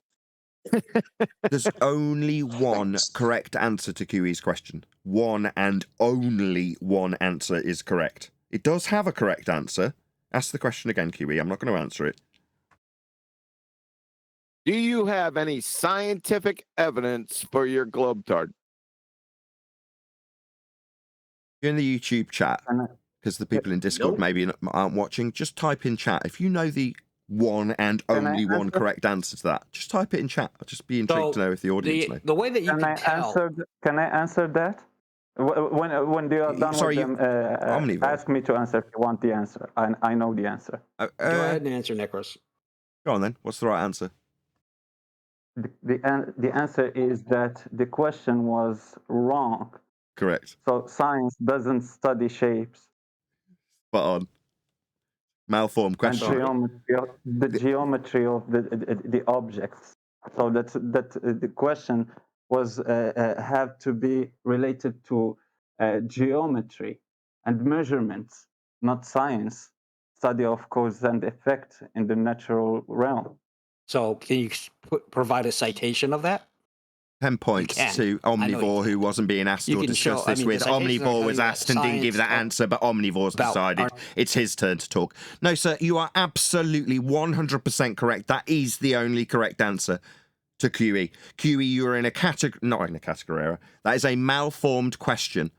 Science will only elucidate cause and effect relationship, and the nature of Earth aspects or shapes is not the purview of the scientific method. It is a malformed question. You were absolutely correct.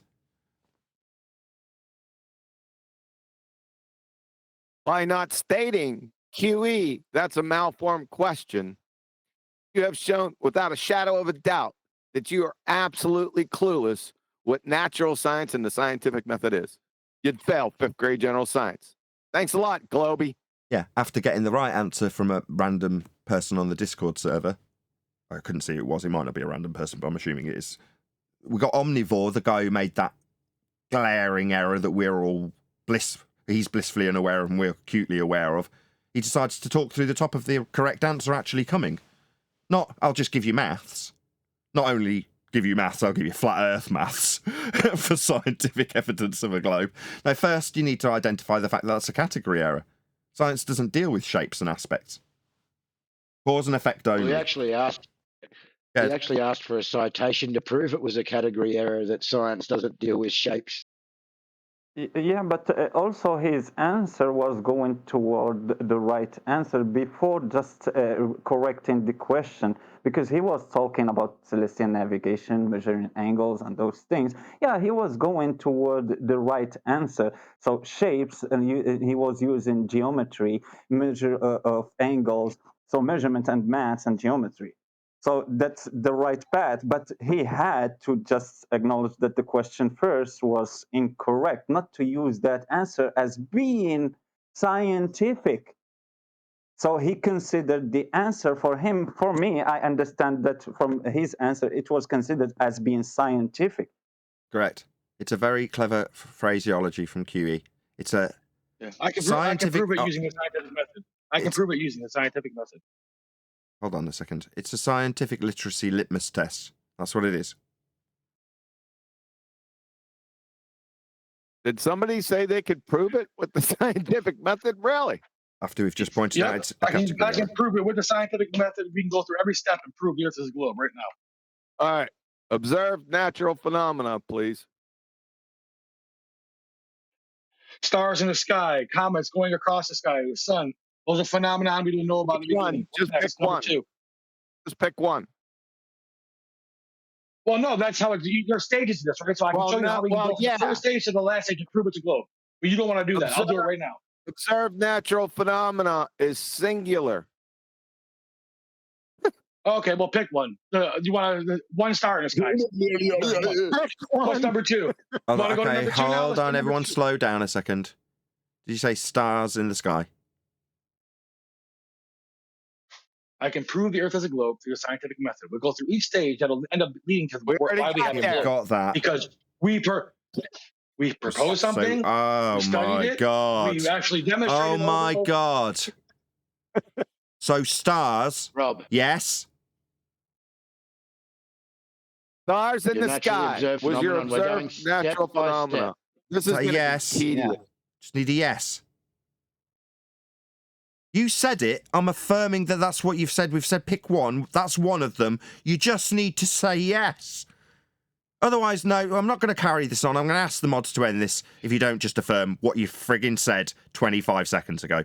So stars, Yes, then. natural phenomenon. Yes, natural phenomenon, such as if you want to pick one in the stars in the sky, the way they move, or you want to pick Coriolis effect, and there's many different phenomena. That You're What a wanker. I just don't want to carry this on with a wanker.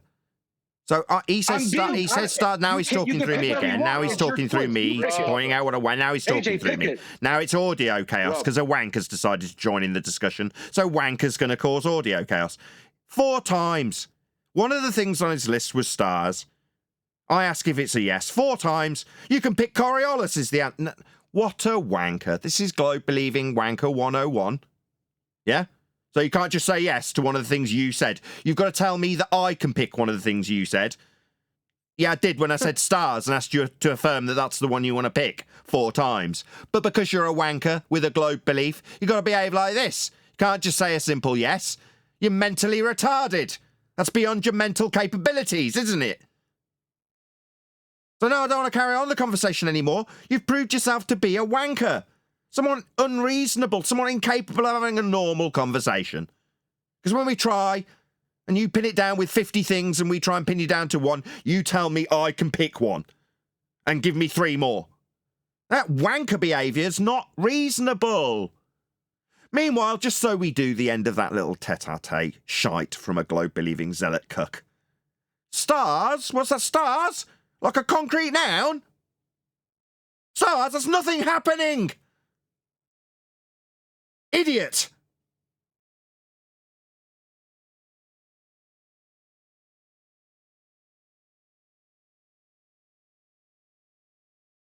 Dealing with retards. Globe believers are just stupid idiot victim retards. That's what they are. Losing patience with them. Go away and be thick elsewhere. I find it unfortunate that he couldn't hold himself together just to provide one thing. As you said, he had to go provide a whole bunch. Couldn't even hold it together. Yeah.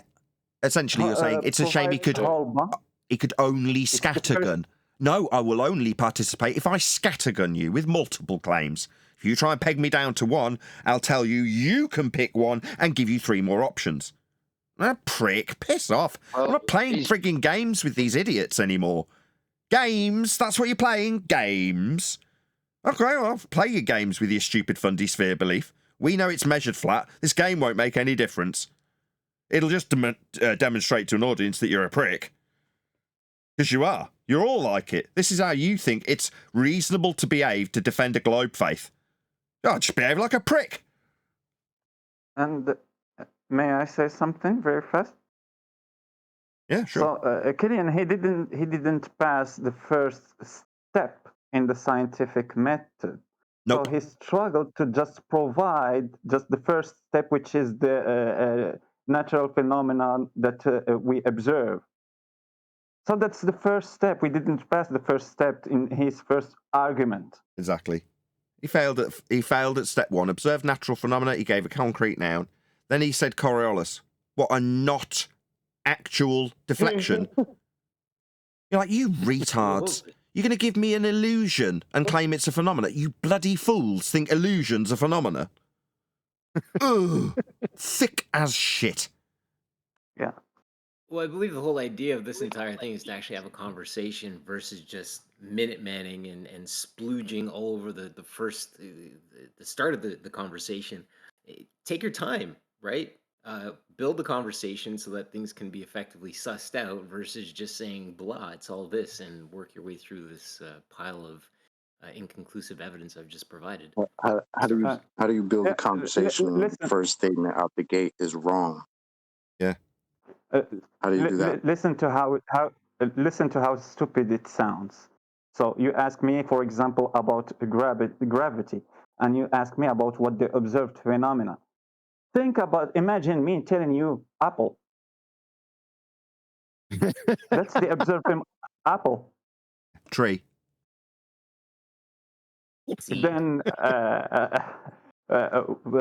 physics of water, so something irrelative, like he said, Coriolis effect, irrelevant to star. and pick what you want. Pick it. You are the one who said that have multiple arguments. Just give us one. He meant it literally. I want to give you scattergun arguments. That's what he actually means. Multiple, yeah, I'll throw as much crap at the wall as I possibly can in one go. Wait, I'm sorry. I was busy working. So after the phenomenon of stars, he went to Coriolis? Stars is not a phenomena. Yeah. Really? Yeah, at least with Coriolis you could say, well, it's called an effect. Yeah, you can observe that happening, but the thing you're observing is an illusion based on your movement. There is nothing actually happening at all in terms of the object that you're observing. It's travelling in a straight line. So what's the effect? Yep. It curving. It's not curving. So there is no actual physical effect. It's an illusion. We're going to science this illusion. These people are numpties.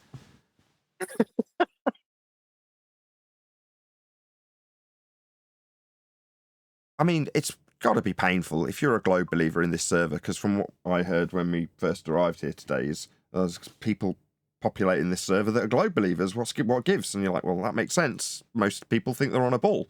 But when you listen to people like us ripping that religious belief to pieces and showing you how actual practically applied measurements prove Earth's flat, that's got to be quite painful for you globe believers in this panel. Especially when you start appealing to the evidence you thought you had, and we point out how that's worthy of a welcome to flat Earth when you're using sea level, and then violating angle measurements with respect to the surface by saying sea level, oh, that curves. Obviously axiomatically idiotic, but there we go, I'm going to state it in defiance of every single definition ever. Idiots, globe believers, it's got to be painful. I pity you. Or I used to pity you. It's getting less and less. I can't be honest. I just think you're stupid. More fool you.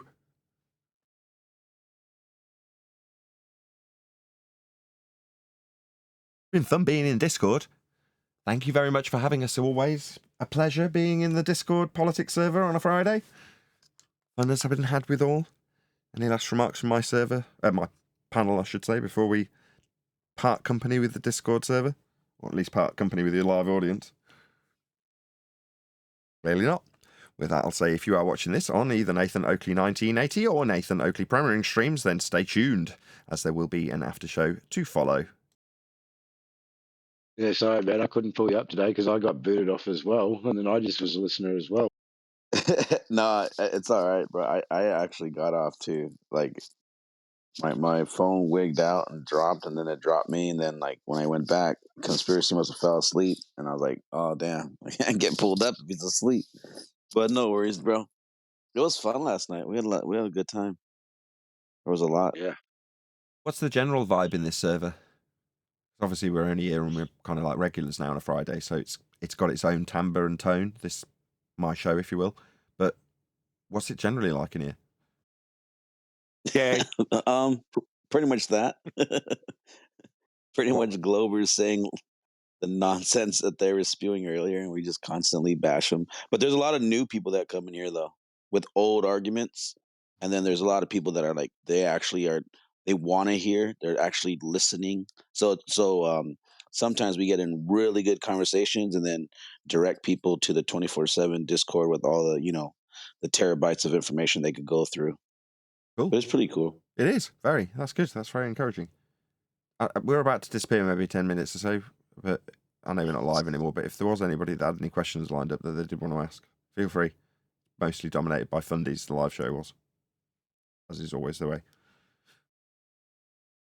Omnivore wants to talk. Yeah, that's a real shame. Well, I'm saying because Omnivore dominated the live show with nonsense, him and Rob Noxious, was there anybody else on the sidelines that might have been apprehensive to ask a question?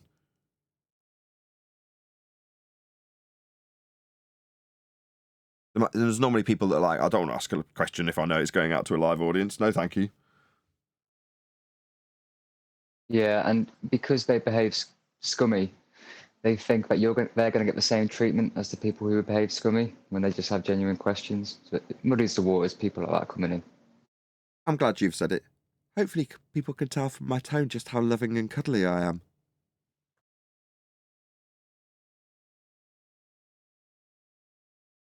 Come on in. The water's warm.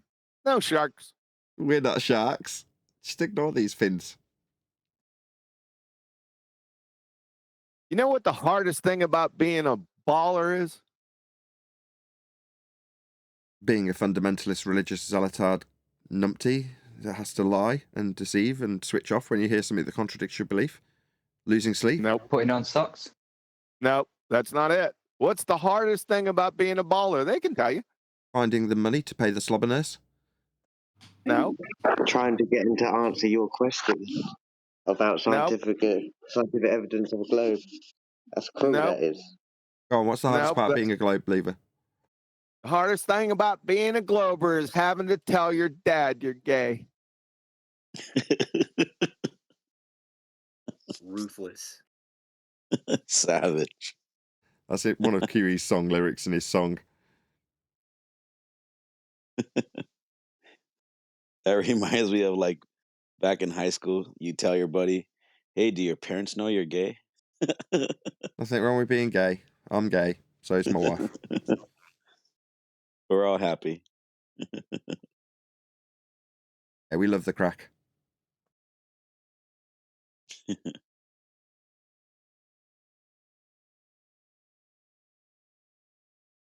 Yeah, I got a little soundbite from a random YouTuber, QE.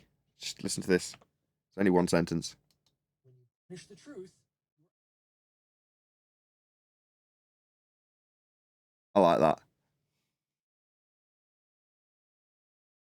So earlier in the show, I called Chocolate Witsit by accident, or Eli Witsit, I forget which. They're both black, so they're both basically the same. In any event, one of them got called Witsit. Which one of you two did I call Witsit? In all seriousness.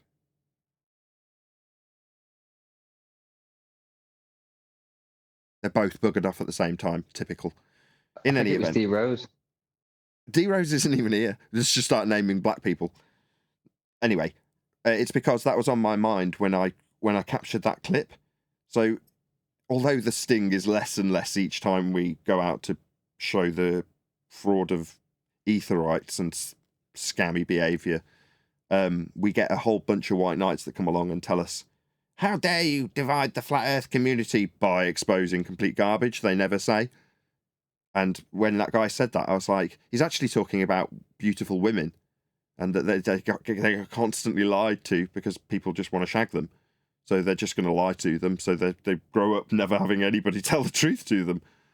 And when they do get the truth, they punish it. So the men that do want to sleep to them know that it's not going to be rewarded. So they just continue to lie to them. And then he said that if you punish the truth, you're opening yourself up to lies. And it made me think, yeah, exactly. When we expose someone like Witsit, and you come along and say, how dare you divide the community? It's like, no, you're punishing the truth. It's just going to leave you open to lies. You're now vulnerable. You've been lied to by the globe, if you want to reify it. Now you're vulnerable. And what do you know? Witsit the fraud steps in and fills those gaps, doesn't he? Well, you're vulnerable to more lies. And what are you doing?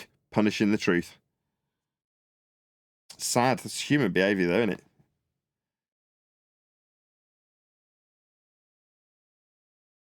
Yes, Nathan, got your sample. I'm glad you clipped it out. Oh, well, I thought it was good. I thought I'd share it with you. I'm glad you all enjoyed it. Anyway, Discord, I'm going to toddle back to our resident server. Before you go, I enjoyed that voice better than the actual clip, though, I gotta say. Jolly good. Thank you very much for having us. Thank you for being here. Hopefully we'll... Bye, Nathan. Thank you. We'll hopefully be welcome back next week. We'll see. Always a pleasure. That was fun.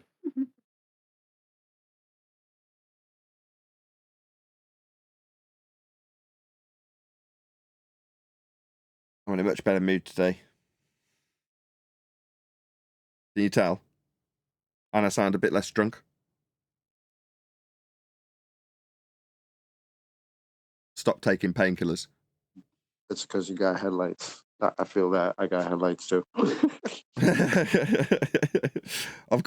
haven't at the moment. We've got mismatched, non-functional headlights at the moment, but there's two more that are on their way.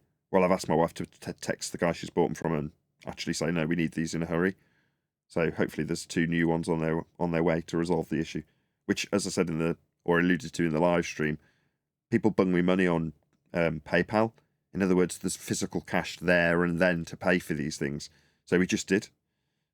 I'm like, nice. And there's even leftover cash to do the job again because we paid 150 quid to the garage to put in the one mismatched headlight that does work. It's the wrong colour and doesn't match the... I've forgotten the name of the system that's on it. But you learn all these useless, stupid facts. Fancy HID one? HID, that's it. So the grey... I've always wondered why this car's got grey-bodied headlights when it's all the trim's black. So it kind of looks... It looks good, but it just isn't the same as the rest of the trim. Well, now I know. It's because there was a time when the grey ones were the HID ones and the black ones were the... what's the one below that? I forgot what it's called now. Whatever normal headlights are. Halogens or something. So the black ones in a black case were halogens and the ones with the grey case are HID. And that's how they were distinguished. So whoever spec'd the car 25 years ago or however long it is, spec'd it with HID headlights so they're in a grey case. But later down the production line, they stopped doing grey ones altogether, making them more rare, and offered black ones with either HID or non-HID. Hence, when we've got a set of black ones, one's HID and one isn't. So obviously, we've paid 150 quid and the garage has just done what they can do to make the car at least usable so we're not going to crash into somebody, and given us one black HID headlight, and we've got one seemingly new matching one that isn't the same from a different car, it must be. And two I'm others sure that that are looks just sat in great. the boot. So you're like, ugh. So we've got 3 dead headlights, one that doesn't match the car, and another 2 on the way, and we've still got to pay for the garage to fit them. But people pitied me and sent me cash, so I've, I'm not going to clear my overdraft or anything, but I've definitely got the cash to actually hand over to the garage so they can do the job again and fit 2 more that are on their way. So thanks to the people who support me and take pity on me, I have actually resolved the issue within 24 hours, and I'm so pleased. When I went to sleep, it was pretty much resolved. In other words, she'd made all the texts and phone calls and spoken to the garage and figured out why it had gone wrong in the first place so we don't make the same error. And all that had been done by the time I got my head on the pillow. So when I woke up this morning and went to the dentist, I was in a much better mood. So when the dentist is like, oh, this is doing all right, as opposed to, we might have to pull this tooth out, which is what she said last time. And I came away severely depressed. I'm like, you're telling me a really perfectly good tooth is going to have to come out of my head? I was really sad about it. But today, she's cheered me right up. She's like, maybe don't continue the course. See how you go, carry the next couple of days through. And if it continues to heal, don't take the second course. But here's a prescription just in case, because it's Friday. But don't go and get it if you don't have to. So I'm like, well, that's a far cry from we might have to pull this tooth out. And it hurts less, more than anything. It's like at least half the pain that it was yesterday. So whatever they've given me, the antibiotics, penicillin, I think it is obviously working. Thank God. Finally get some sleep. Yeah, I understand the good mood now, because going from toothache to non-toothache is like, it's like going to heaven or something. Well, I slept. Toothache is literally the worst thing in the world. Well, I slept till 7. What woke me up was a text from my bank saying I was overdrawn. But I was like, the thing that was most depressing was I knew that was going to come, right? But when you've spent the money on headlights and garage, and our garage is good, they'll let me pay a bit less for handing over cash. Yeah, that lowers the bill, which is fine. I'm good to do that if I've got cash to do it. So once you've hooked it all out, ideally the next day you want 2 headlights that work on the front of your car, and yes, you're going to be a bit overdrawn for it, but at least you're not going to crash your car. So at the end of that day, it was like, so I'm going to be overdrawn, and the problem still exists.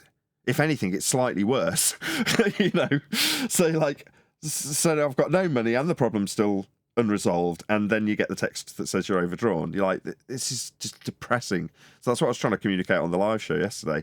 It's like, as much as it's wonderful that people will just bail me out when I e-begged like I did yesterday, although I did kind of indirectly e-begged, whatever you want to call it, it'd be nice to just have enough money rolling in from doing the channel to not have to moan about that, not send me into a mild depression because there's unresolved issues and overdrafts all at the same time when you've spent money. Like, it'd be nice that, oh, bloody hell, I've got to spend more money than I do actually have. That's annoying that I'm going to be a bit, spend a bit more than I intended. But when you just haven't got it, suddenly it becomes a huge problem. And you don't want to have to rely on its kind of degrading to think, no, I've got to rely on asking others for help in this circumstance because I've reached the end of my limit in terms of finances. And that's all it is. It's just maybe £200 or £300 more a month, and I'd be okay each month rather than one little stupid thing sending me over the edge potentially every single bloody month. Anyway, I'm just glad that I have actually resolved it now, or I'm well on the way to, and that's made me feel better. So I got some sleep, and I'm in less pain, and I'm well on the way to fixing things that potentially could, cause devastating harm to my family if we're driving around with no headlights. So you can imagine it's just been a stressful, maybe about a month, I would say, a solid month of pain and stress and frustration, fighting my way through it to do shows and shit. Glad that I do, though. It shows that, I think it's like a reward when people do actually support you like that. You're like, I really do feel like I'm putting in the effort and wanting to keep the show going and wanting to still retain the flat Earth information in it and make sure it's a good show, not just one non-stop e-begging show. So yeah, I'm glad it's rewarded with people bailing me out when I need it. I noticed that I think Roger did it for you as well, QE, when you were saying that you'd have to spend an extra £100 a year on internet, and he just bunged you £100 super chat on the spot. I'm like, oh man, we've got such an awesome community. Are we still in 24/7? No, I've moved into the after show in Flat Earth Debate in Righteous' server. Our server. I can't even get involved because of work. Maybe I should quit. Maybe you should. Go and live under the sea. That was the one good thing about the pandemic. There was no good things about the pandemic. Yes, there was. I became a FBDer. Oh, okay. But that's one good thing, I suppose.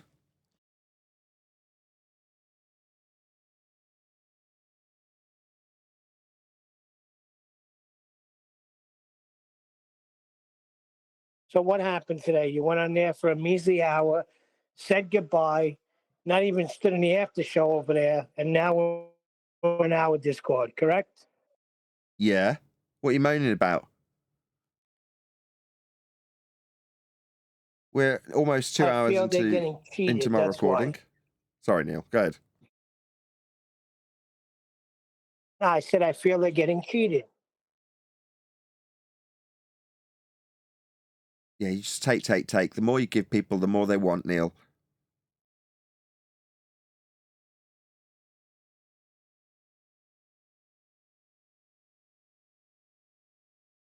I'm amazed. I'm really proud of myself for keeping the shows going, Neil. Every day I've got up, and it's very rare that I'll get up and not go, I'm so excited for life. Everything's wonderful. Can't wait to go out with the kids. Once that's out of the way, we'll be doing shows, talking to all the people I love and want to be around talking to. That's my general feeling when I get up in the morning. Whereas for the last month, I've been getting up going, shall I cancel the show? Shall I schedule another one? And I think in total, I probably rescheduled 3, maybe at most 4 shows over the last month because I just literally was in too much pain or couldn't talk. But in between them, I've just gone, sod it. I'll just slur my words and remain silent and let the silences roll. Yeah, I'm perked up today, but for the most part, over the last month, I've hardly... No. Go on. Not talking about that. Talking about when we go on the politics server. I feel they get cheated. Could stay a little longer. I know QE feels the same way. It's like we get in there and we get out. We're on the clock to get out. One time you went 10 hours. It's just that one time. It's just forgotten about Yeah, and it immediately. ended in a Instead lot of of it being swearing. praised, it set a precedent, didn't it, Neil?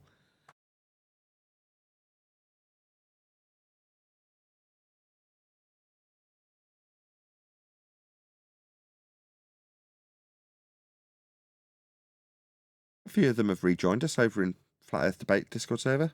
Hey Steve, hey Rams, hey Adam, hey Warrior, hey Droid, hey Bushel.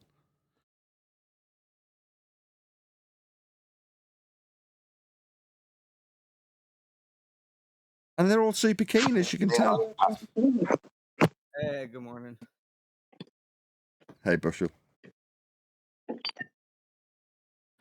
As I said, morning, the button went to the hang up button. I wanted to keep the format short and sweet in politics on a Friday, Neil. Keep it condensed rather than just hanging around for hours and hours. Now, ideally, it'd be in a separate room because then you end up with questions that people have lined up because they want to jump in the room and they want a reason to, so they come up with a question. Now, in their open forum, we don't really have that sort of organisation, but in terms of wanting to be there for a couple of hours at the most, which I was, I was there before you were in the hangout. So, plenty. Hey, Steve. Hot micing, Steve. My mic. Oh, sorry, Nathan. That's all right.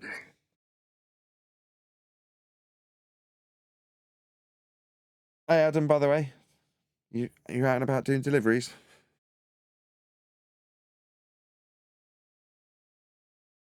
Take that as a yes. He got a mention to my dentist today. My pharmacist told me that I need to come back if it's still hurting.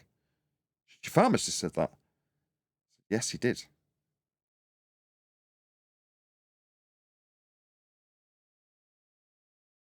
Greatest pharmacist who's ever lived. His name's Adam Meakin. Do you want me to get you his phone number? She said, no, I'm all right.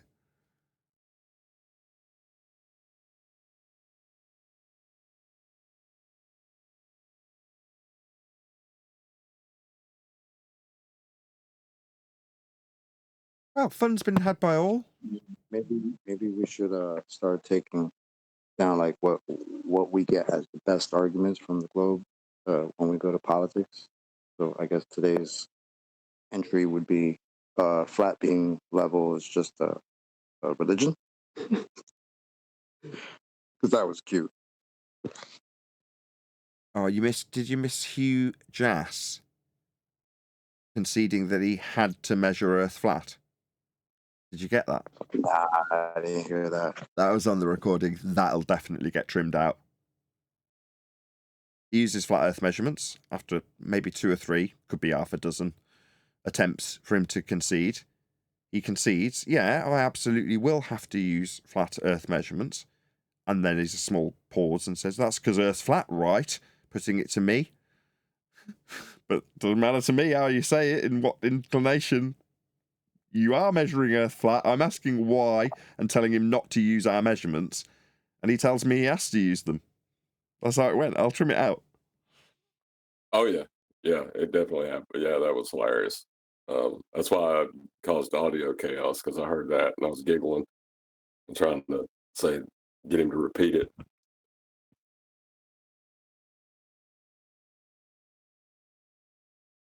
Yeah. That's incredible. Yeah, full-on baller confession. Confession, whichever one you want to call it. We got it. I'll trim it out.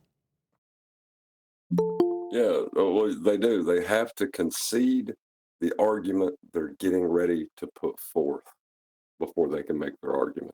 Yeah, there's another dude who's figured this out. I think his name's Bacon, and he's changed his name to Flat Earth Bacon or something like that. And it's because he appreciates he must concede the measurements that are taken to move forward in the globe assertion. So he jokingly says, yeah, well, I know you've got to use a bit of flat Earth.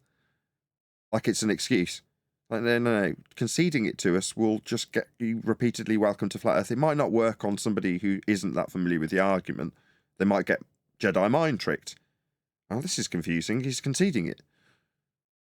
Yeah, if you don't appreciate that, you just stop the conversation right there and go, well, welcome to flat Earth then. As long as you know it and I know it, then that's all there is to it. Not, you know it's measured flat, I know it's measured flat. Now let's talk about how it's a globe. But that's what they want to do.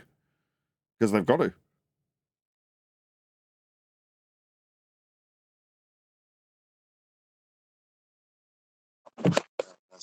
That's that old and busted. Oh yeah, it's locally flat, yeah. Oh, but it's supposed to be a globe. And that used to be us telling them you're supposed to be defending a globe. That's old and busted. The new hotness. Oh yeah, we measure it flat. Oh, thanks. Welcome to Flat Earth. Snacks in the back. Right. So rat Well, trap. it's not that they want to argue like that. It's just the only way you can. Well, that's unfortunate for them, of course. Like it's always gotten easier and easier to see how you'll need the flat Earth for that. But now it's like we all see it. We almost, not almost all of us, but like a good chunk of us. We're looking at this and we just like, well, there's a flat right there in front of you. Why aren't you looking at the part, the part that matters? And it gets more and more pathetic. And as that omnivore guy was just sitting there, just everything you'd say to him, he'd just start the next sentence. So, you know what I mean? Like, it just like, oh, well, whatever you said, just so let's go on from there and forget that you just said that and imagine that we're working with a ball.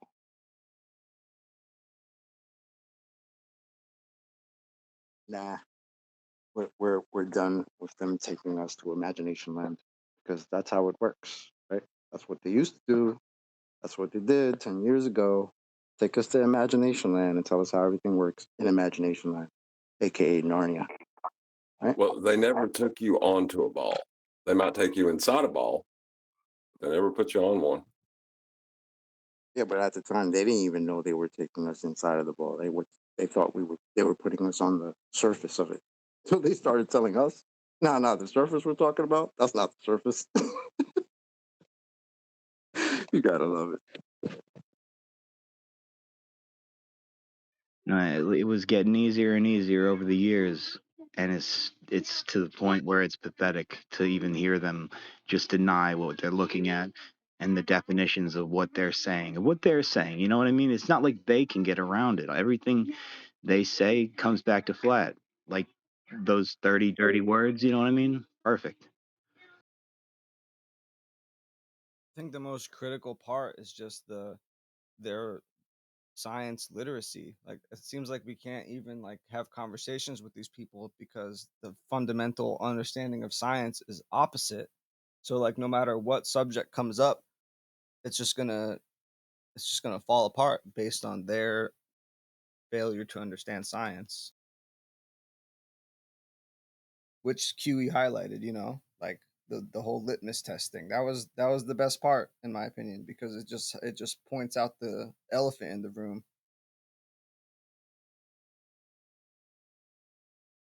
Yeah, it's a good question. It's a well thought out question.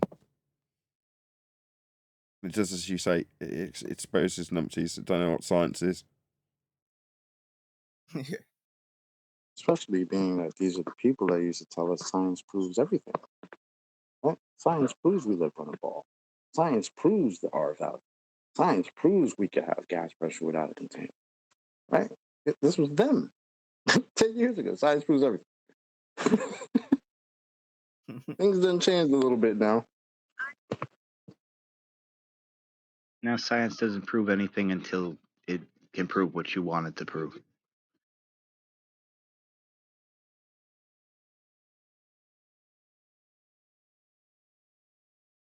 I mean, that's the truth of it. They're denying science and they're denying math and they're denying basic definitions.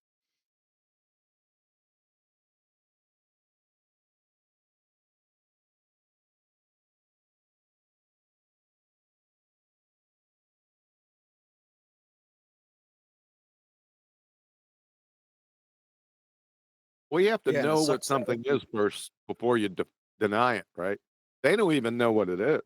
So it's not that they're science deniers. They're just scientifically illiterate. But it still is interesting that all the things they have accused us of, they do. Like they're scientifically illiterate, so they say we're science deniers. They're geometrically illiterate, so they say we're geometry deniers. But they're the ones that's denying it. You know what I mean? It's kind of Hillary Clinton defense-esque. Gotta break that glass ceiling. and it's a bummer that like in the times that I've debated with Glovers about science, they usually just go to Google or whatever to get their citations for what they think science is, and all of the, well, not all of them, but most of the sources on Google agree with them. So it's like, I just, yeah, I don't know how to like pick a different source than them. Like I don't understand why they're like within the greater internet there just seems to be a great divide about what is science, and it seems like majority of the sources side with the pseudoscience. Well, that's when you get detailed. You say, okay, can science be conducted, natural science be conducted without hypotheses? Right? That would be my first step. Then what's a hypothesis? See, once you start to get into the detail, then all the sources go bye-bye. That's how I do it. It's very easy. Right. That's kind of how I like to do it too. Like start, but not so much with the hypothesis, just the observed natural phenomenon, or quiz them on like, okay, well, what's your independent variable, what's a dependent variable, and that is kind of when they start falling apart, because It's once a you start hypothesis. going into Those two things you just listed, those two things you Yeah. just listed are a hypothesis. That's all a hypothesis is: independent and dependent variable. That's it. Right. You can start off with the observed natural phenomena. There's no, but you have to establish that why you're doing that is because you need a hypothesis. Follow? You can always go back. You're going to go back to that in a second, right? But you first have to establish what a hypothesis is. Then you can go to the observed natural phenomena. Yeah, you can do that. Then it all falls apart. Because basically, any citation or source that you provide, essentially by itself, is a baseless assertion fallacy, unless you can demonstrate it or demonstrate what your citation says. Because people in citations, they can say whatever they want. Just remember that, right? It's a little bit, it's a tad bit more than just posting a citation and voila, Bob's your uncle. No. Let's see, because like I said, essentially it's a baseless assertion, no matter who says it. Yeah, your argument's based in logic, and you can back it with citations, but the citations aren't necessary. They can support your argument, though.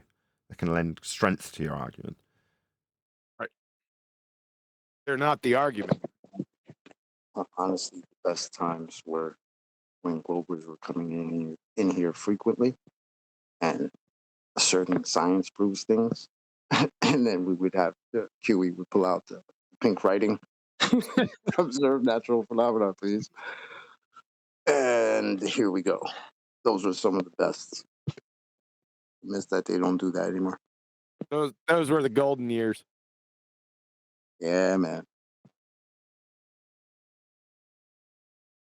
We had to put up with a lot of stupid stuff, man, but a lot of it was funny.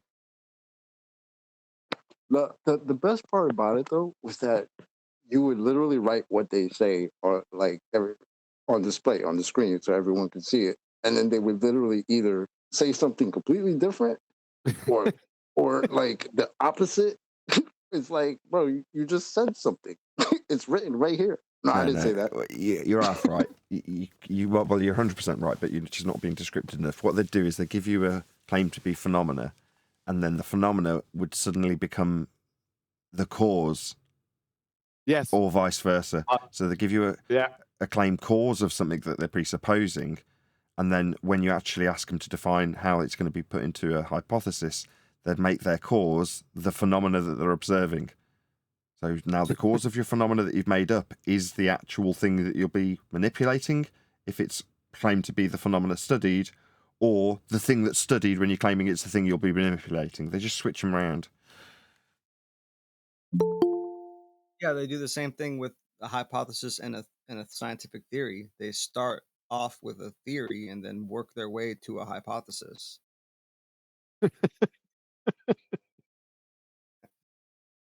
Or they just get to say hypothesis and give you a just so story that has none of the constituent parts of a scientific prediction. Or measurements. That's another one, like we had today.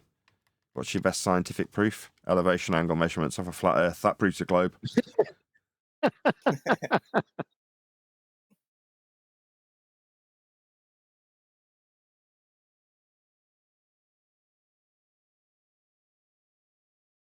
That same cat that said we have to measure it flat was the one that was saying that you can measure angles below the horizon. I was like, you don't ever measure any angles of celestial objects below the horizon. Ever. He got worse You than that can't 'cause do it. he said you can't measure it below 0 degrees. You're like, okay, couldn't make it more flat Earth concise when you lie about about being able to see things below the horizontal at 0 degrees. So we're definitely talking about a flat Earth at 0 degrees, but you need to lie about you can see things going below that. No, you can't. But 0 degrees, yeah, that's a flat Earth.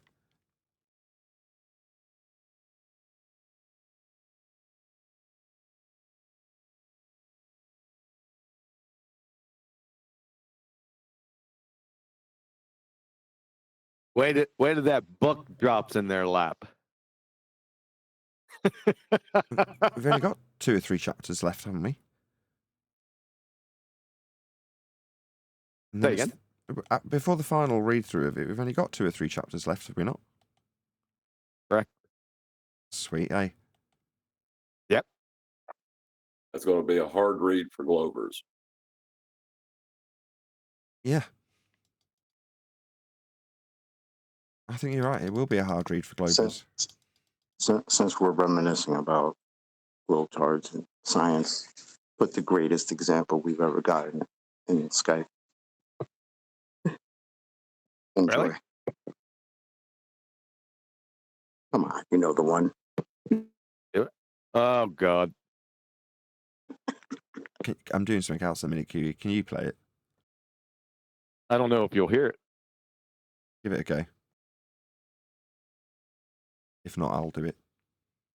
If you don't realise how retarded you seem, carry on giving us your hypothesis for shoe, you absolute bonehead. Yeah, the hypothesis for the shoe is that this is a shoe. Yeah, it is. Brenda, this is why we love when you come back. Brenda, how do you?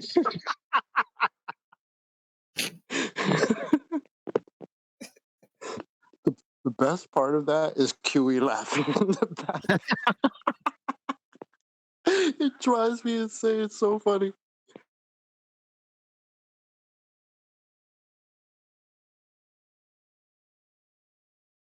What's your hypothesis?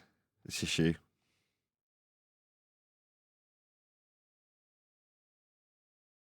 No, this is a shoe.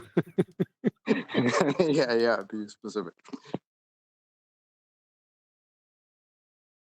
Yeah, those are the good old days.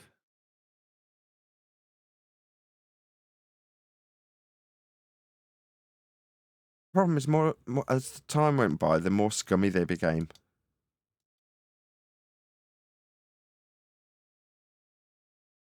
And that made it more glaring for everybody else who isn't a scumbag. Exactly. Yeah, well, their solution to that was to surround themselves with more scumbaggery to normalise the scumbaggery.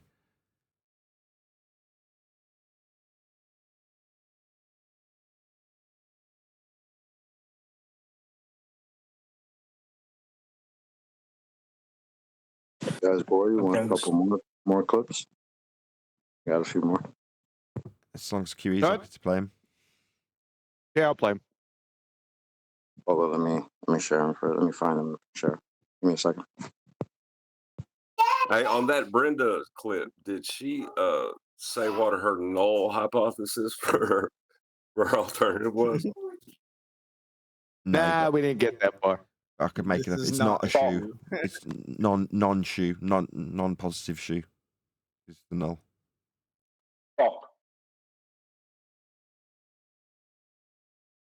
Right? Was that a random swear word from an Irishman? Sock. S-O-C-K. Oh, I thought you said spagouts. That's bad. But what is that over there? Is that a shoe? Get a little bit closer. Nope, guess not. Science. No, you missed a step. You'd have to close your eyes and then open them again. You know why? We gotta have that repeatability. Go repeat it. Not science if you don't repeat it. God, you guys. Terrible. All right, I guess Chocolate's got another one. Let's see what this one is. You know the hole in a donut? That's space-time. You're a moron. No, that's true. You're The a moron. hole Shut in a up. donut Shut up. Don't is say anything space-time. else. Don't make me remove you. Shut up. You've got nothing more to add. You're a moron. In the donut, I couldn't Brenda. care less. Wow. You're a moron. Don't The have hole anything more. the hole in a donut. Shut the up. hole I don't is want to Swiss have cheese. to eject you. If Space-time. you want to continue spouting shite about holes in donuts, I'm going to kick you out. Last chance. Shut up. That is the Any correct evidence? response. I thought you were about debate. I thought you were about You can fair fuck off debate. right now. You can fuck off. I was asking a new question. Right, Now you don't get to take part. It's your problem. Stupid donut idiot. Donut hole is space time. What a complete moron. Stupid donut idiot.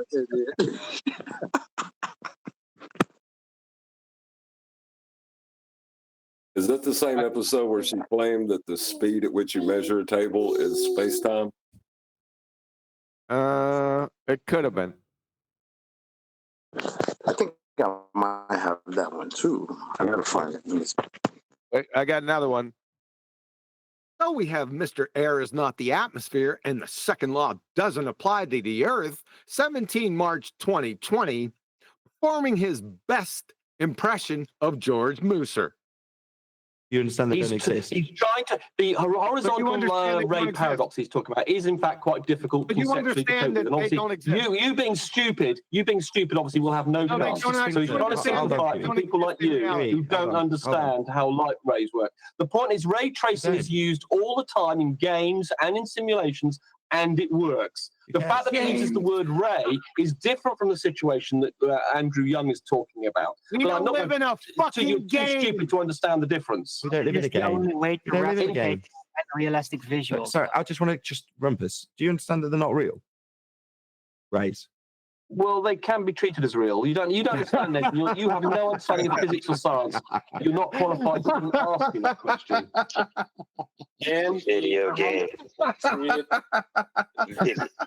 What do you think? You deny that there are. So when you talk about a ray of light, laser light, Nathan, are you denying they exist? So Nathan, do you think laser beams are real or not? Yeah, let it just be officially on record. You know the hole in a donut? That's space-time. You're a moron. No, that's true. You're The a moron. hole Shut in up. a donut Shut up. Don't is say anything space-time. else. Don't make me remove you. Shut up. You've got nothing more to add. You're a moron. In the donut, I couldn't Brenda. care less. Wow. You're a moron. Don't The have hole anything more. in a donut. Shut the up. hole I is don't want to Swiss have cheese. to eject you. Space-time. If you want to continue spouting shite about holes in donuts, I'm going to kick you out. Last chance. Shut up. Any evidence? No, I thought you were about debate. I thought you were about You fair can fuck off debate. right now. You can fuck off. I was asking a new question. Now you don't get to take part. It's your problem. Stupid donut idiot. All right. Sorry, that one started playing without me hitting it. It's pathetic, man. Real pathetic.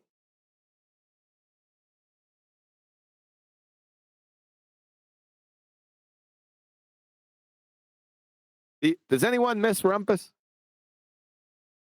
No, A little bit. I don't.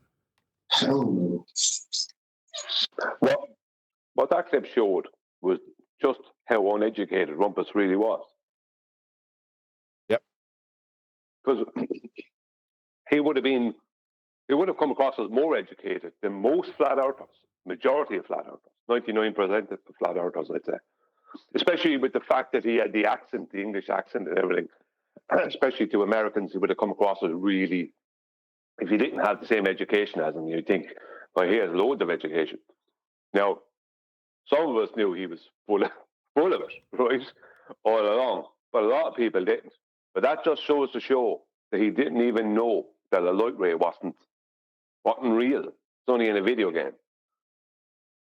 You wouldn't even have to do much research to find that out.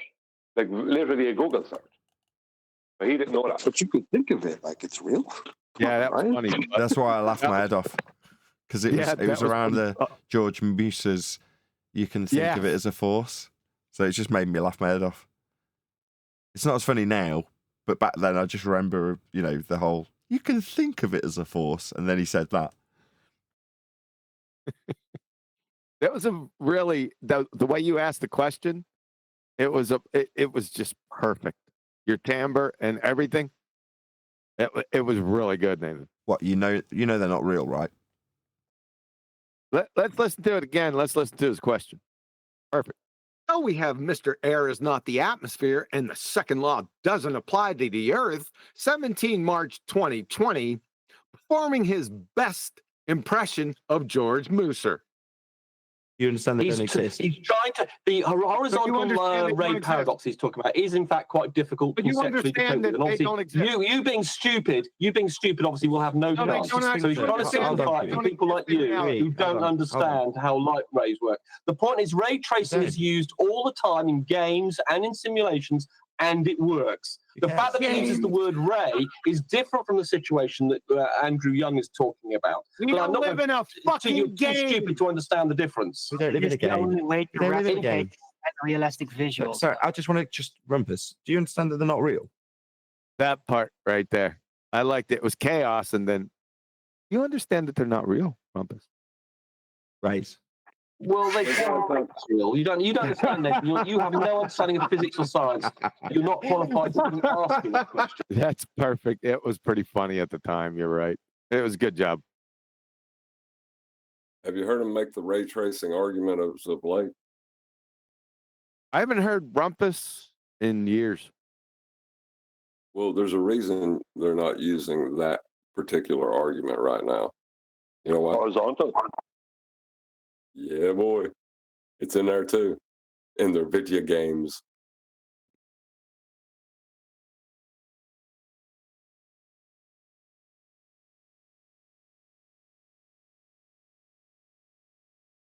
No, I'll elaborate a little bit. Because ray tracing is just using it like an incident angle of light when you're trying to, create Earth curve or a scenery for a game to render in a first-person perspective. So yeah, high level and surface level, they're in there. No. What's up, That's man? chocolate. The chocolate. What were you talking about? Which argument or what you said destroyed me? Correct me if I'm wrong. Correct me if I'm wrong, Kosho. But you once declared that the rotating hurricanes were actually going in a straight line. They just appeared to rotate because we were on a rotating reference frame. It's 100% true that the winds are going in a straight line. And there's no reason for them to travel. I wasn't lying, There's no guys. reason for them to travel in a circle on their own. So the Earth is rotating. But when they start off their travel, they're going north or south, depending on. So the high pressures are going to go towards the south. Let's say winds all go in straight line. It's 100% true that the winds are going in a straight line. It's 100% true that you're a numpty dipshit. From Scientism.com, wind does not simply blow in a straight line from areas of high to low pressure. Enjoy your permanent resident status right here on the Numpty Clips. That's an oldie. Wow. Real pathetic. I mean, I missed all of these. These are some things I never even heard from back then in 2020. I don't think I was on board back then. Got another one. The Clown Show, Show, March 2021. I'm trying to say something to you, man, because that way you don't say this anymore. Huh? What is up with you, dude? Every single time you open up that religitard, incoherent blowhole of yours with two or more streams of thought whistling around the funhouse mirrors between your ears, the innocent onlookers are pelted with a carpet bomb barrage of utterly meaningless sentence fragments. Perhaps you should consider centralining Adderall. Just a thought. Nobody's claiming that the geometric horizon is visually blocking anything. What on earth? That's been the foundation of the entire ball-tard spinning space monkey religion that we've heard incessantly over the past 5 years. What the fuck kind of angel dust lace shrooms are you on? Good Lord, son. This is tantamount to Catholics denying the existence of the Virgin Mary. Folks, this guy is a grade A moron. He makes shit up on the fly, but if it constitutes more than 6 words or 2 trains of thought, whichever comes first, then the fragmented, convoluted verbal diarrhea monsoon ensues. Anyone that can fog a mirror is lost in a never-ending tangle of batshit insane, incoherent, disconnected drivel. You'll get more sneak peeks into this imbecillery here, continuing with his own wing on the Numpty clips. Stay tuned. Here's one. So there is an actual horizon. There's a geometric horizon, which is the actual tangent line. And then there's the one that you see. And the one that you see is defined by you seeing it. So you're not expected to see the other one. We'll deal with that nonsense later. Here's another one. Hold on, man. Hold on. That's just the horizon. The horizon is the place where it apparently looks like is blocking the things behind it or whatever. The prosecution rests. The really scary part, which you've heard so far, is benign compared with his usual standard fare. This is what happens to the unsuspecting poor sap that runs into this crayon muncher. You're absolutely baffled by what you just heard, and you try to reconcile it quickly, but while you're trying to harpoon a line into the incoherent maelstrom wall, he senses the last grasp for life and volleys the next befuddling, batshit insane buffoonery out of his incoherent blowhole. Even if there were 3 full days between Clown Show's first statement and second, Bobby Fischer would claim a time foul. But the geometric horizon is defined differently than that. It's not defined by something you see. What? You saying we have invisible horizons in Globetardia? There's no such thing as a non-visible horizon, you window-licking knuckle-dragger. Seeing it is the quintessential attribute of the term horizon. You can't have a non-visible horizon, just like you can't have non-visible rainbows. Next block of instruction, how to stand up on Christmas.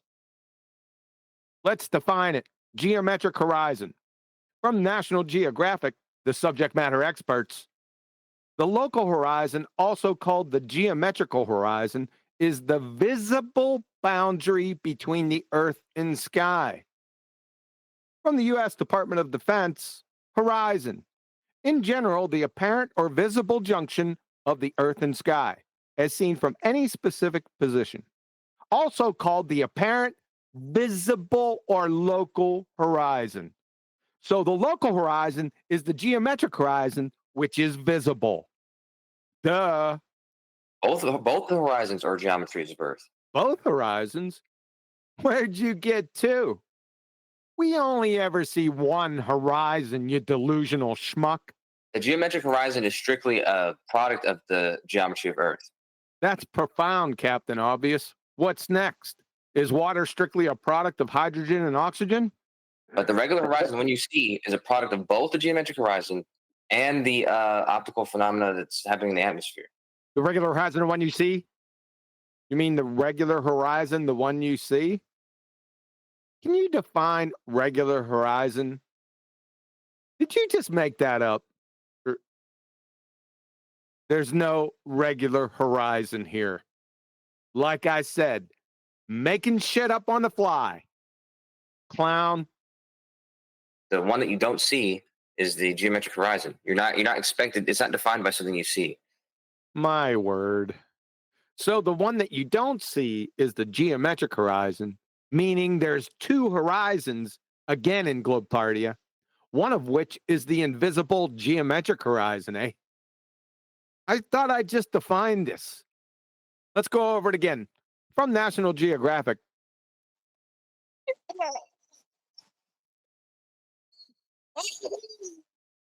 So the horizon is the horizon. And hillbilly redneck retards are hillbilly redneck retards. Photosynthetic numpties, as it were. Listen, clown, go back over there in the corner, and if we need any snacks or drinks, I'll signal your slobber nurses, and they can assist you bringing us some refreshments. Other than that, just sit there and shut the fuck up. That the black swan is an absolutely normal phenomena on a globe Earth. Yes, the black swan is an absolutely normal phenomena on a globe Earth with a radius of 264,000 miles. I've got it for you, the definition. Okay. The geometric horizon is also called the local horizon, is the visible boundary between the Earth and the sky. Yeah, I know exactly what article this is from. Yeah, you know where it's from, because I personally busted your dumb ass with it no less than 5 times on Betty's server and 24/7. It's from an article from Nat Geo. Yeah. And that Nat Geo article either made a typo or they didn't edit it correctly, but they typed it out wrong.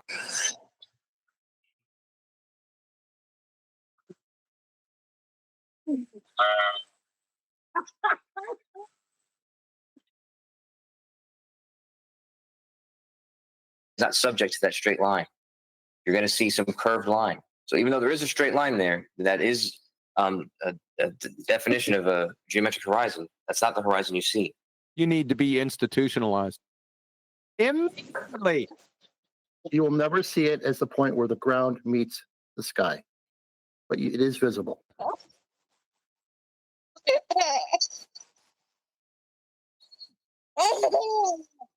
So there is an actual horizon. Yes, it's called the local or geometric horizon, which is apparent and visible. There's a geometric horizon, which is the actual tangent line. The geometric horizon isn't a tangent line. Then there's the one that you see. Yes, it's called the geometric horizon.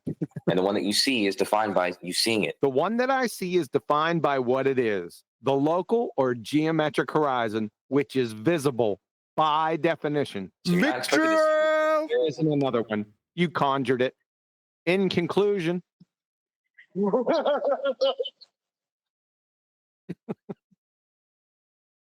Yeah, how'd you like that one? But see, there was another fella in there who was just a bullshitter. But Kosho, although he's a bullshitter, he's also thick. The geometric horizon is defined by the geometry of the Earth. What a genius. What a genius.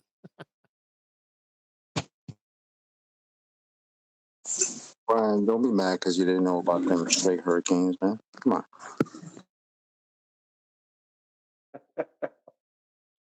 I don't know what this one is. This is Kosho incoherent gibberish. Let's try that one.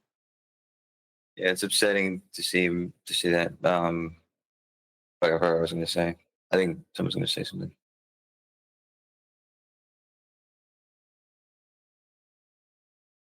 Oh yeah, right. I was just going to say that. I remember I looked into this. I don't know, 2 years ago or whatever. Because everyone always. This is one of the things that's like kind of beneficial, but like coming into these arguments or whatever, because it's one of those things that I think I had like people have a general idea of how it works, but you don't really get into the nitty gritty and really see what misunderstandings you have about it until you're faced with this argument. But I remember when I was looking into it, almost every explanation that I saw was people describe. They started out saying that most people have a misconception about this. Even some explanations are wrong. And I was like, what? And then, and it's not intuitive at all. Like it's not something that you would just guess is happening. So, but yeah, totally, it completely makes sense. You just have to kind of know how all the things are working.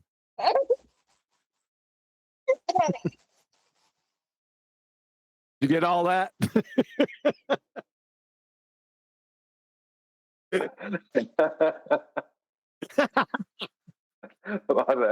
Well, I mean, you couldn't have named that better. Incoherent. I've literally had crackheads ask me for money that make more sense than what I just heard from Coach.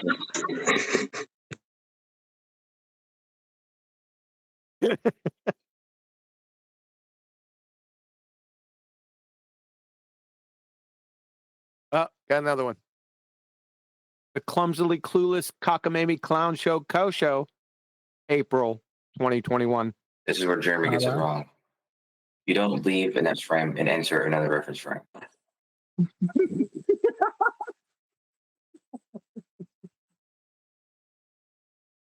So you're saying I can't leave a reference frame and enter another? So I can't jump off a swing onto the ground and enter a reference frame that's not swinging? Do you reminisce with complete strangers? You're an imbecile. You're always in all reference frames. Village idiot. So when I jump off the swing, I'm still in the swinging reference frame? And in the Hunt for Red October cavitating reference frame? And in the Felix Baumgartner Planet New Mexico reference frame? And Auntie M's Twister reference frame? And in Xanax Spinning Hot Tub Torpedo reference frame? Ad infinitum. All at the same time? Hey? You big dummy. You're an imbecile. Reference frame is simply where something's being observed from. Wrong. From isaacphysics.org, in cooperation with the University of Cambridge, a frame of reference is a set of coordinates that can be used to determine positions and velocities of objects in that frame. Different frames of reference move relative to one another. You're an imbecile. So if you throw the bottle,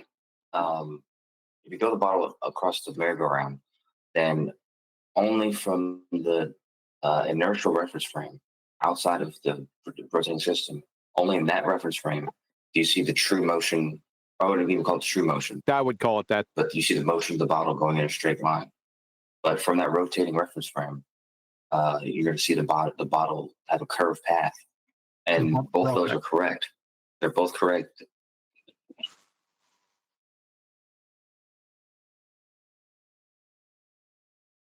They're both correct. So the bottle is following a curved path and moving straight at the same time? Clown show. Doofus law of non-contradiction violation. The person on the rotating reference frame throwing the bottle will see the bottle appear to curve.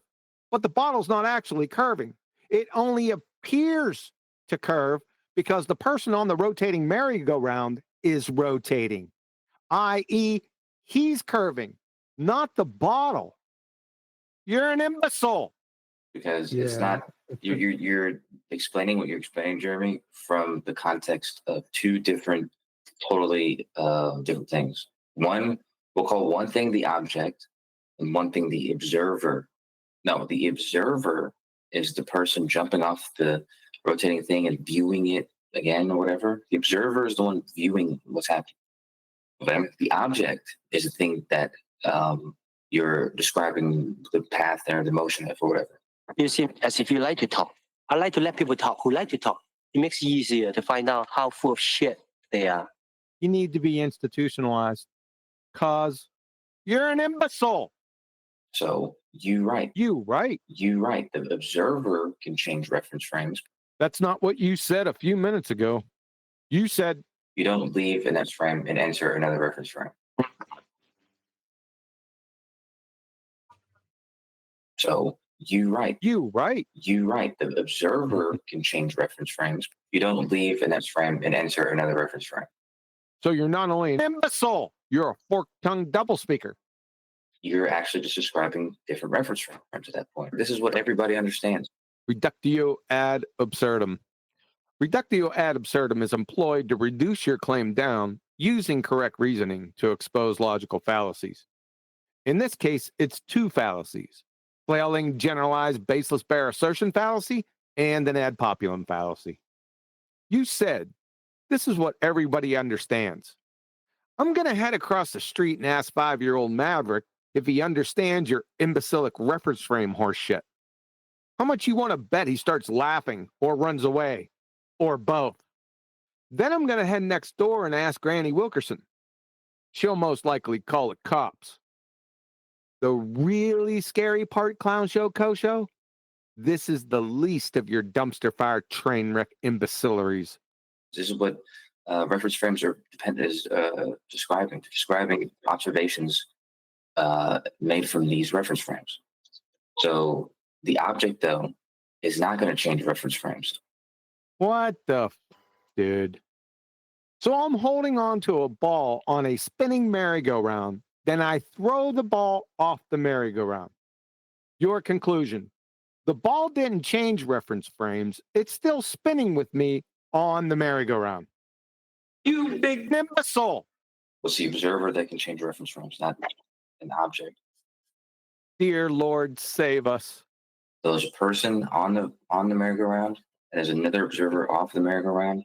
One of them is going to appear to see the same bottle go in a straight path, and one of them is going to appear to see the bottle go in a curved path. Correct, because the observers are in two different reference frames. Okay? From both of their observations, they're making observations of the same bottle in two different reference frames. Correct, because the observers are in two different reference frames. Bottle exists in both reference frames. Oh,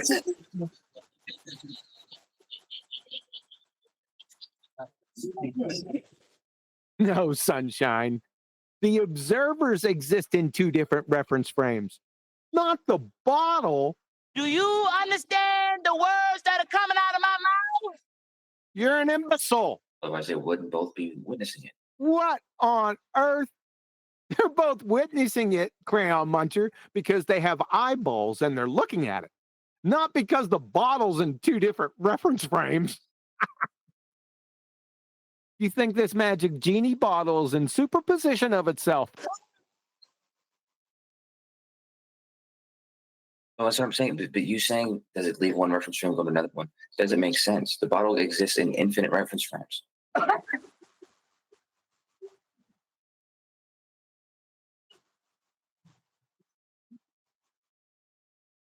Yeah, right. I'd say there's a better chance of Liberace being resurrected sporting a purple tutu and jumping on a chartreuse hobbled unicorn and riding around the Sombrero Galaxy reference frame. Your belly-laughing childlike ignorance exists in infinite reference frames. In the context of the ball, Jeremy, when you throw it off of the merry-go-round, what reference frame is it in? The inertial reference frame. So it just switched reference frames? Yes. Now, how come when you view that ball, what person on the rotating frame, the person viewing it sees it go in a curved path? It's an apparent deflection, as in not actual curve. And the person in the inertial reference frame sees it going in a straight path. Correct. So it's obviously not just in one reference frame. Nah, Mr. Magoo, you just have two people in different reference frames observing the ball in a single reference frame. You are one dizzy motherfucker. You need to be subdued forcefully by the authorities, horse and elephant tranquilized without cessation, straitjacketed, secured to a one reference frame padded room, then emergency lobotomized. Now, you're a danger to yourself and others. It still exists in both reference frames. There you go. How do you like that one? Pretty good. Not the best one. Because it's not the best one. I was in my prime. It's good in terms of it's just not flat Earth related very much. Coriolis, isn't it? Well, hold on. I got to know. Do you have that one of Kosho where he's saying genetic mutation is the cause of genes? I'd have to search for that one. I was laughing for that one. I was peeing on myself laughing.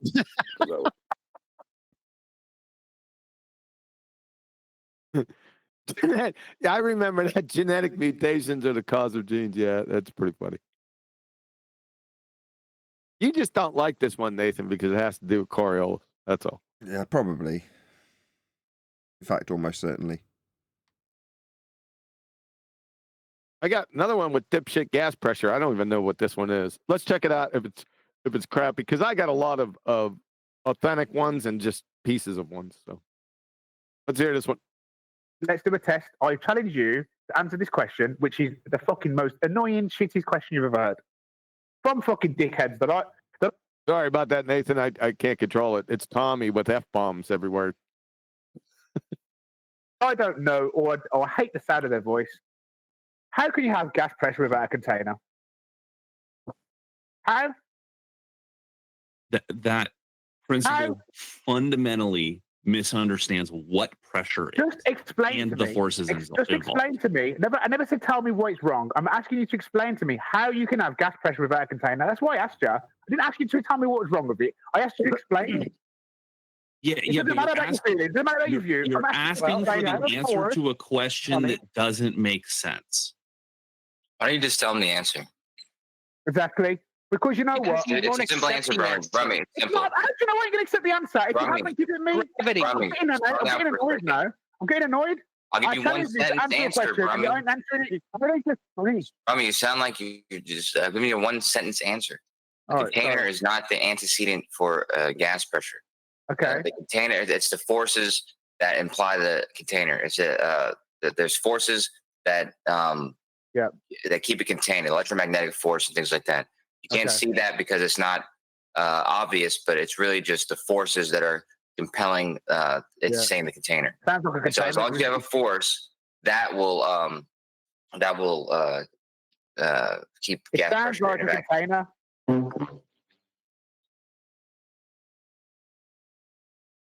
Yeah, that was it for that one. Really good. Yeah, the guy saying to him, you fundamentally don't understand pressure when you talk about a container or something like that. You absolute bullshitter. I mean, Kosho's just thick. He tries to bullshit, but he's thick with it. But that guy was a pure liar. Like, you fundamentally don't understand pressure. So pressure doesn't require something for the gas to press upon. Do you know what I mean? You bullshit. See, those guys, they're the guys, someone like Kosho I'll have a laugh with. But those guys, they make me angry immediately. I want to humiliate them publicly. Because they are the guys urinating down your back. Well, I got the original Ether believer right here. Yeah, he was the first one that I heard in this genre mention it. You know who it is? Anyone? That's Bob Nodell. Who? Lemon Bird. Oh, Lemon Bird. Nope, not Bob, not Lemon Bird. Nope. That's low. Adam loves him. He want to have his babies. Here he is. Yeah, no, I agree with that sentiment straight away. I mean, I don't understand how you can ever measure anything anyway if you're not measuring it with a tool that you've designed. I mean, exactly. Put it this way. If I were to go all guns blazing, put my globe hat on, I could easily turn around to all of them and say, "Oh, you used the camera for that black swan." How you like that?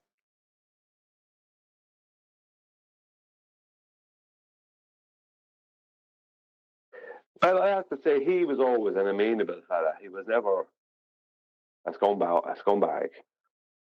But he was into ether. He did try and talk to me about that before, years back.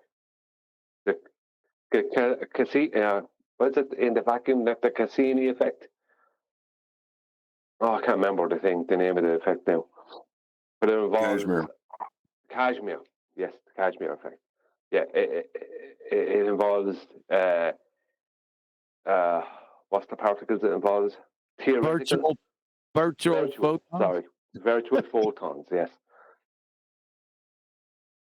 Now, did you listen what he was doing? He was consorting with the enemy, with Baltards, and his comeback to FED was the way to expose us was to say, well, you used a camera for that black swan. Done and dusted.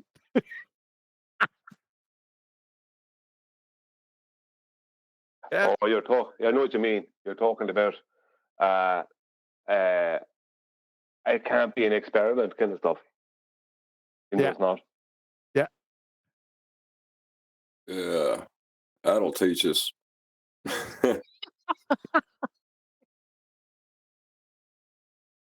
I got some more in here. I haven't listened to these in a long time. I can't take responsibility if I hit one of these, what they're going to say, because I just don't know. Can't remember. It's been too many years. Oh,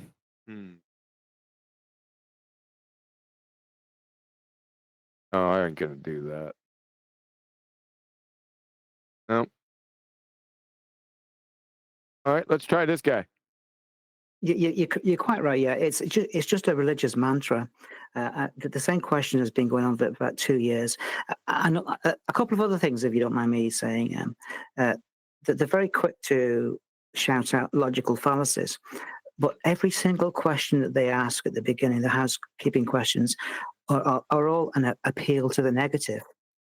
Is there any evidence of gravity? No. But then that's appealing to the negative. Retard. Hey, Doxy, you're about a dumbass cracker, aren't you? Even was that Mark? was that Mark? Yeah. Oh man, I remember that guy. Can you repeat that?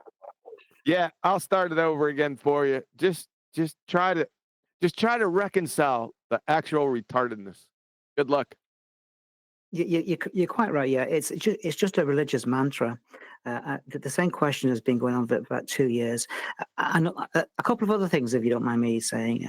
No, go ahead. We don't mind. That they're very quick to shout out logical fallacies, especially when they're employing logical fallacies. But every single question that they ask at the beginning, the housekeeping questions, are all an appeal to the negative. Appeal to the negative? What the hell is that? Is there any evidence of gravity? Is there any evidence of gravity? How is that an appeal to the negative? No. But oh, no. So the answer is no, not the question. Are you saying no, the answer is the negative? But then that's appealing to the negative.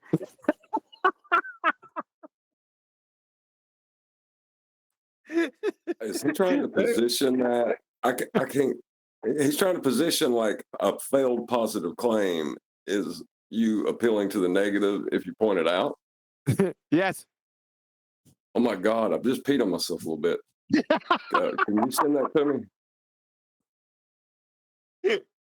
I don't know what other stupids in there, but my comments right there are on the fly. I'm just a natural at this. Hold on. All right. There we go. Even if there's... Okay, just hear me out, folks. Don't... Yeah, you're trying to get your idiot thoughts together, Mark. You abject retard. Come on, mate. I'm just playing devil's advocate here. Okay. Playing devil's moron. Your time, yeah. Let's all hold back. Jose JG retard. Mark, go ahead, man. If there is no evidence of gravity, it doesn't mean to say that there is no gravity. Huh? That's an appeal to the negative. Appeal to the negative. Just because you can't show something doesn't mean that it must be dismissed. You've just got to wait for more data to come through. And the other thing is, whenever Nathan starts off his show, he says, we welcome diverse... What does he say? Please share the show. The opposite view or whatever, something like that. We welcome the opposite view. Yeah, we welcome diverse opinion. And as soon as... Diverse panel. As soon as somebody goes on within a diverse opinion, they are verbally abused. So straight away, what Nathan invites people to do, they're just walking into a den of abuse. Yes, but that's that's why he's welcoming diverse opinions, because he wants people with diverse opinions to walk into his. Just a second. Yeah. That's correct. A den of abuse for bald-haired idiots and flat-haired. Absolutely. Yeah. That's what's wrong here, and that's what it has to be. They need abusing. We don't. It's like if someone comes in with an opposing, a diverse opinion. Who gives a damn about your diverse opinion? You know what I mean? Go back to your knitting a jumper or whatever. Bloody hell you do. Yeah. I mean, that's what they say. Oh, I have opinions and I knit jumpers. Give me a break. They're not living in the real world, these people. They've gotten away with not living in the real world for a long while. This was a long time ago of idiot pretending clown flat earthers consorting with the enemy to wind their little Nancy fag asses off against FED and Nathan. This is a long time ago. Oh, I remember they used to have a little philosophy ring over on places like Jose's and somewhere on Discord, and they'd be having their little philosophy ring about how bad Nathan's is and how it's not good for flat earth and blah, blah, blah. Where are they all now? Where are they? And what did they do? The baller swallowed them up. Or they disappeared. You know, there you go with all your critiques. Where did all your diverse opinions get you? Yeah. To rip them apart. And he doesn't actually rip them apart. He just uses argument technique rather than going into the logic of the arguments. Arguing for the sake of arguing. Yeah, that's right. Yeah, and if he's making a living out of it, well done. I don't take that away from him. It's the cult following that feels that or believes that Nathan's some sort of flat Earth guru. I quite like Nathan. I know what he's up to, but it's QE, Sleeping Warrior, and Arwen. They're the characters that. You got chocolate. Okay. Yeah, he didn't recognize chocolate. That's correct. On Mr. Riley. Well, no, I'm not going there. Oh. Well, Nathan, please go. Nathan is basically let Quantum Eraser run the show. You know, it's his script. The Quantum. I think he's. Is this a feeling session? Yes, it is. Yes, you got that right. Yeah. Older than the rest of them, or maybe even 15, 20 years older, and they see him as some sort of father figure. I am. Hey, I am. Hey, Dad, can I get $20? That's right. I am the paterfamilias. Correct. Hey, Daddy, can I borrow the M230? No, M203. I got one that says Jaren, moron. Don't know what that's going to be. Let's try that one. Water? Are you talking about ocean water? Are you talking about dirty river water? Because guess what? It's all different. Okay? So there is no, you can't just say water boils at 100 degrees. That's stupid. That's not proof of it. There's no proof of that. It depends on exact, and then you don't know all the parameters that go into things. So nothing can ever be proven by science. So if somebody has been pointed out this, I've pointed this out to them numerous times. What do? They sit on their debate channel and laugh at me. Yep. Bro, you don't know the parameters. I forgot about this. So I know that whatever they're doing over there is perpetrating a scam. Ooh. Yeah, Nathan scammer. They're scamming people somehow. I don't know if it's for money. Somehow. It's somehow happening. He doesn't know whether it's for money. What's a scam? Yeah, define scam, Jerry. What a dizzy, delusional cuck. Or what they're doing, but they're not. You don't know what we're doing. Not being honest, which means they're scamming. So, because if they can keep perpetrating, is it perpetuating? Use your words. Waiting a lie. The lie is that science can prove things. No, it cannot. So it's that simple. I don't know why we have to be. Why do you have to be on that side? Well, the side is because once they've stated something over there, they must stick to it. They're not allowed to change their minds over there on Flat Earth Debate because they are militant and gross about it. So once you've yelled at people and told them to lick your balls and you're an idiot and you're an embarrassment, once you've said that, you can't go back on what you've said. You can't be like, oh, you know what, Austin, we're sorry. You're right. It does make sense what you're saying about the ether. They can't do that. That does make sense what you're saying about the ether. This is well, isn't it, huh? Oh my God. It's so hilarious. You can literally hear him having a spasm. Yeah. Like, it's so insane. So what do they have to do? They just double down and keep spitting out their same nonsense, and they can keep doing it. And you watch as their numbers dwindle and dwindle and dwindle and dwindle. Takes time, but that's what happens when you aren't honest with people. And science does not prove Just a anything. second, Kiwi. Never had. Whose numbers have been dwindling? Who wasn't shown to be correct, and who was shown to be totally wrong? Well, let's figure that out now. Can you play the end of the previous clip where he says we can't, say which it's saying something or other about ether? Do you want to play that? Let me know if there's just too the much end. background noise, all right? Just the end of the last. I can't pinpoint it, Nathan, but just play all of it. The idea is because once they've stated something over there, they must stick to it. They're not allowed to change their minds over there on Flat Earth Debate because they are militant and gross about it. So once you've yelled at people and told them to lick your balls and you're an idiot and you're an embarrassment, once you've said that, you can't go back on what you've said. You can't be like, oh, you know what, Austin, we're sorry. You're right. It does make sense what you're saying about the ether. They can't do that. That part? Hello? Nathan, you wanted me to play that part? Hello? Fly? Yeah, I did. Yeah, I just want to patch through a video. After that, just give me a second to patch it through. Oh, okay. Antecedent relationship. Like, Sorry, it's just what was the phenomena studied in this highly scientific parlor trick? What was the phenomena studied? The difference in travel of light. I never said that I thought light traveled. The difference in travel of light. Good. Okay, so that's a straw man. What I actually It's your claim! I've always said. You told me personally, you liar. Ostracize this scumbag liar from your community. Remove him from your lives. He'll just lie to you again and is about to lie to us now.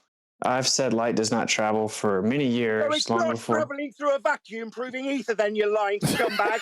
You told me what proved it was the traveling through it. The difference in travel of light. Now you're saying it doesn't travel. I've said light does not travel. So that doesn't prove it then, does it? No. Lie. Yep. They can't do it. So what do they have to do? They just double down and keep spitting out their same nonsense, and they can keep doing it. And you watch as their numbers dwindle and dwindle and dwindle and dwindle. Takes time, but that's what happens when you aren't honest with people. And science does not prove anything. Never has. What did Nathan Oakley tell me one time? Oh yeah, well science proved that scurvy is a lack of vitamin C or something. It's like, no, science didn't prove anything. First of all, scurvy isn't a thing. Scurvy is a word that we gave for the lack of vitamin C.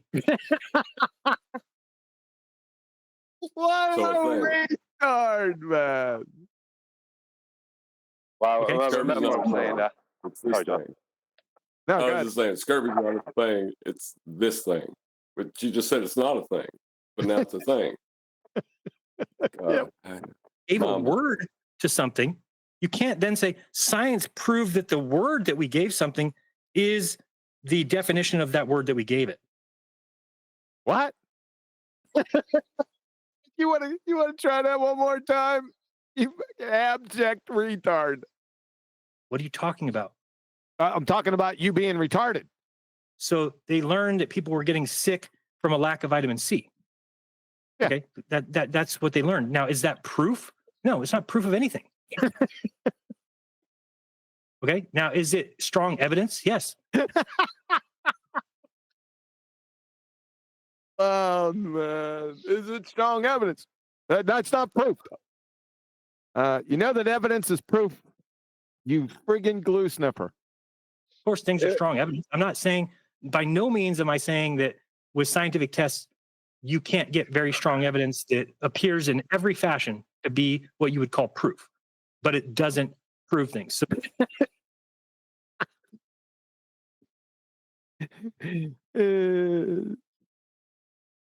every single part of this, every single part of this clip here has been proven with time to be completely wrong. It all went the opposite way from what he predicted. Yep. To walk around and say science proved this is just it's ridiculous. How could science prove anything? Did the experimenters know all possible scenarios and all possible conditions? Of course not, right? Like there could literally be. So let's think about like there could be invisible three-toed gnomes and invisible three-toed pixies in there. You just don't know. So this. Why don't you give us rocks cause waterfalls? Oh my God, I remember that. I never heard that one. Did he say that? Yes. Sun burns your skin, right? But that's not from the light. That's from the light that we can't see, right? UV ray. It's not from the light. It's from the light that we can't see. Ladies and gentlemen, second grade Dunning-Kruger delusional retard. He doesn't understand the words that are coming out of his mouth. It just contradicts him right the very next second. What a moron. I think we should go back over this live. I can't wait till December. I'll tell you that much. Yeah, that's going to be good. 1600. Oh my God. These guys were walking around and they wanted to do an experiment of why the sun burns your skin, right? But that's not from the light. That's from the light that we can't see, right? UV rays. So imagine back in 1600, these guys were walking around and they wanted to do an experiment of why people were getting sunburn. And so they did a little test and they figured out that the sun is what's burning people's arms. And they said, oh, light then is what's burning people's skin, right? Scientific proof. Well, no, they didn't know all of the things that were possible, meaning they had no idea about UV light. They did. So, and even if now we say, well, UV light is the reason, well, we don't know all possible things. So it's our best guess. It's the closest we can get to truth. Okay, that's it. It is not. Landry, did you sign up for Patreon? I saw that today, or I saw somebody named Landry. Anyway. Yeah, somebody after this little spiel of yours would sign up for Patreon. What are they doing? Are they beating themselves in the head with a ball peen hammer? My God, you're a dumbass, son. So the idea when I hear, and this is why I laugh at Neil deGrasse Tyson. He's the only one who says science is true whether or not you believe in it. Guess what? If science proved things, then science would be true whether or not you believed in it. But that's the biggest joke of a statement of all time. No, you're the biggest joke. That's it. That's it for the clip. Wow. I mean, every single part of what he said, not only was all the parts that he didn't understand wrong, but also all his predictions were wrong. Every one of them. They were all.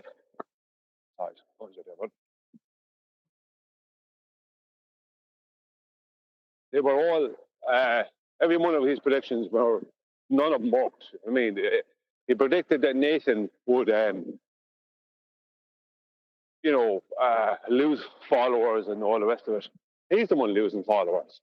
He predicted that we don't have to tell Austin that he's correct and we are sorry. But it's Austin that's been proven incorrect. Not that he was ever going to be proven correct. Prediction after prediction, he's been shown to be wrong. He should be going ta-da. Ta-da. Yeah.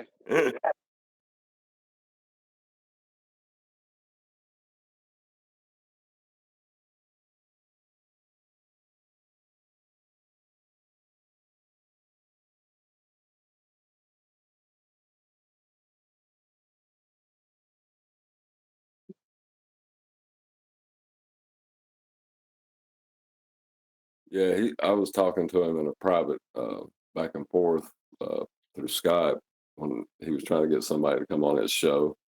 And he tried to get me to accept that a scientist who does not perform the scientific method is not proving anything. Therefore, the scientific method is flawed. What the hell? Was that in private message you sent that to you? Yeah. He was saying because the scientific method doesn't take into account the competency of the scientist or researcher, then they could do it wrong. Wow.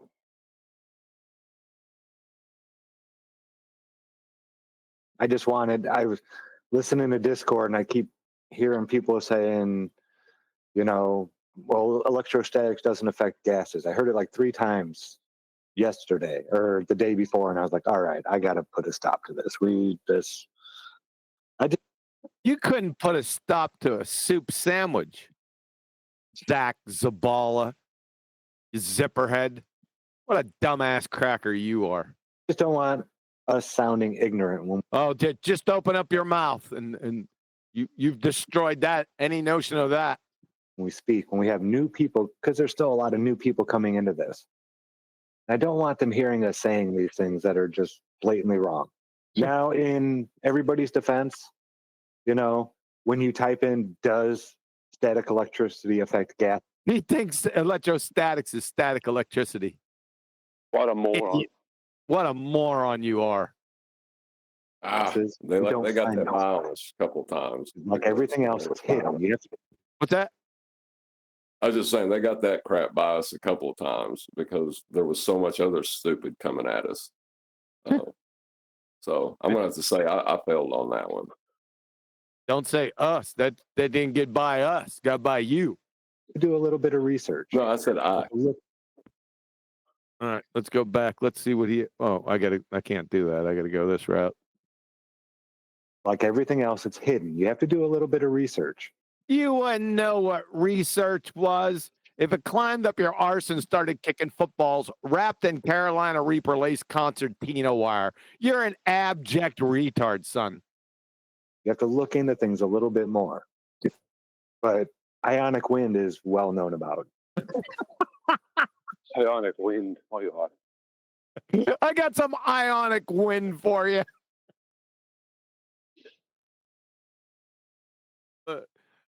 Let me get some hard-boiled eggs. I'll hook you up. That involves electrons. Something that he would say he doesn't believe exists. Ionic wind. Build up of electric charge. All right. I got another one from Mark. I don't know what this is. I'll probably turn it off if it's nothing. And then he climbed up to the ladder, to the steps, and he's about 35 foot.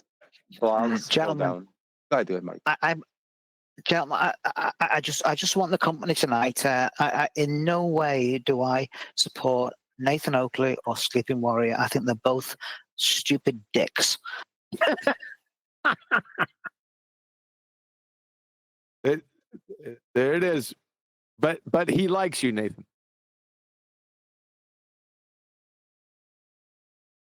I mean, he should tell us how he really feels. Yeah. Where did Nathan and Sleeping Warrior touch you?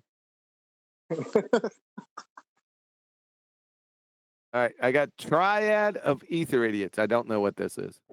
Who was that guy that just spoke? I'm sorry to interrupt again. Who was it? Experiments prove. I don't want to do that. Hey, what was that guy's name that just spoke right before Bob? Oh, that was Mark Doxey.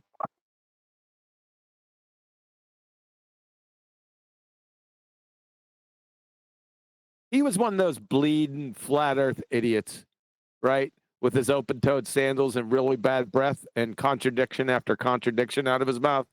Him and Ether Boy should get married. Their kids would have hooves.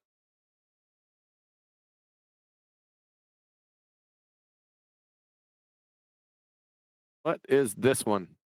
Those people are very dogmatic, and they don't let new science like what Bob appears to be doing take place with the ether, electromagnetics, or anything. They're very dogmatic, very rigid, and they just shout you down if you think differently than them in some ways. I'd hate to say. So maybe it's time that we went in a new direction so that this doesn't stagnate. Bob, you're saying? Again. No, sorry, I won't play Bob. Can I just say something there, Kiwi? Yeah, good. You know the way. Sorry about the background noise. you know the way you're not playing Bob, and what Bob had to say, right? This is part of history, right? Now, people will play what Einstein said. People will play what this person said and that person said, who passed away. I mean, even if Bob has passed away, I'm not telling you to play him. I'm just saying he said what he said. He made his claims. He didn't listen. He's now passed away. I mean, that's not. We're not. All we're doing is playing history. It's a little different than re-airing it. You're re-airing it though, Brian. Like it's kind of, I wouldn't say bad form, but you know, people may take it badly. Also, I mean, that nigga straight turned that front part into a storefront. I would make that lobby area a big lobby area, but put all the posters and stuff in the forefront and turn the whole side part into a storefront. I wouldn't even put no like studio in there because you don't want. I heard every word you said. All right, here's another one. No, not show the crops. Why is it every time we get to what's ether, we get shown crops growing? It's not ether. I just asked you a simple question, Nathan. What are all the mechanical parts of a magnet? What the hell did you just say? What are all the mechanical parts of a magnet? You unlock this door with the key of retardation. Beyond it is another dimension. You're moving into a land of bullshittery. You've just crossed over into. What are all the mechanical parts of a magnet? Numpty zone. Puzzle. Oh, damn. That's it. Was he going to equivocate between an electromagnet and a magnet right after that? I have no idea. I didn't need to listen to anything after that. I'll say $5. That's where he was trying to take it. Probably. It's like it just, but the fact is that they even make that statement. Like, it's just so stupid. The mechanical parts of a magnet? Yeah. It's like, you're not listening to yourself talk at all at that point. You're saying things and whether, and not thinking about what you're saying at that point. But that's what happens when someone tries to be an author. Brian, that's quick. Say something. Yeah. I don't know what this is.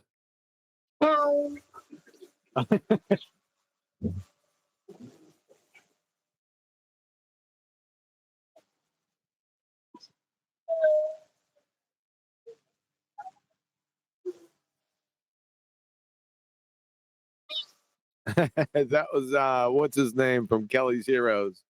Donald Sutherland. What was his name? It was a battle call. We can move on. I was going to use that for something, obviously.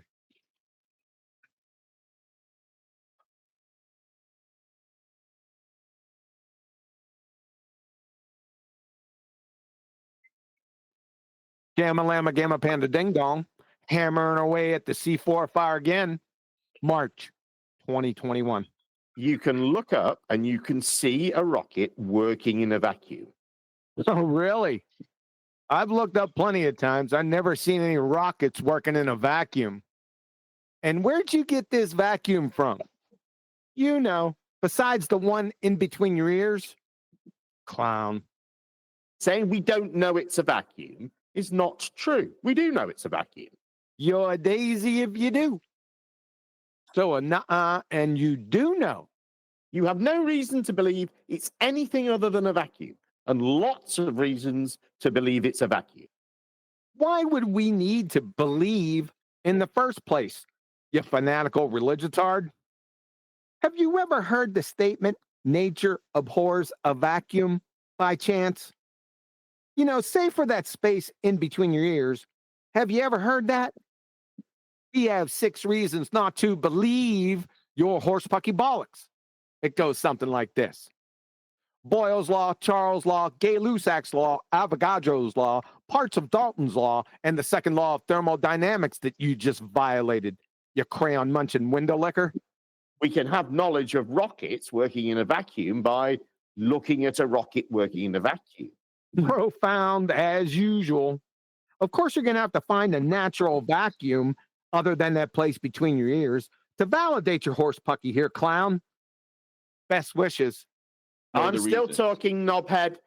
You calling somebody else a knobhead is akin to Pol Pot calling the Dalai Lama a genocidal maniac. Hang on, may I say something very important? When you say that rockets don't work in a vacuum, that's not a claim of non-existence. What? That's a textbook example of a non-existence claim. Keyword, don't. From Hale, Stephen, Thinking Tools, you can prove a negative. Cambridge University Press. A negative claim is a colloquialism for an affirmative claim that asserts that non-existence or exclusion of something. Ergo, for the claim rockets don't work in a vacuum is a negative claim, therefore a claim of non-existence. You're an imbecile. Which rocket is it that doesn't exist then? What? Dude, are you mainlining fluoride? Nobody claimed that rockets don't exist. You glue sniffing git. The claim is rockets don't work in a vacuum. This begins with the claim that rockets don't work in a vacuum. No, it didn't, you dew-licking fungus muncher. The entire argument began with your positive claim right here. You can look up and you can see a rocket working in a vacuum. You can look up and you can see a rocket working in a vacuum. You get it?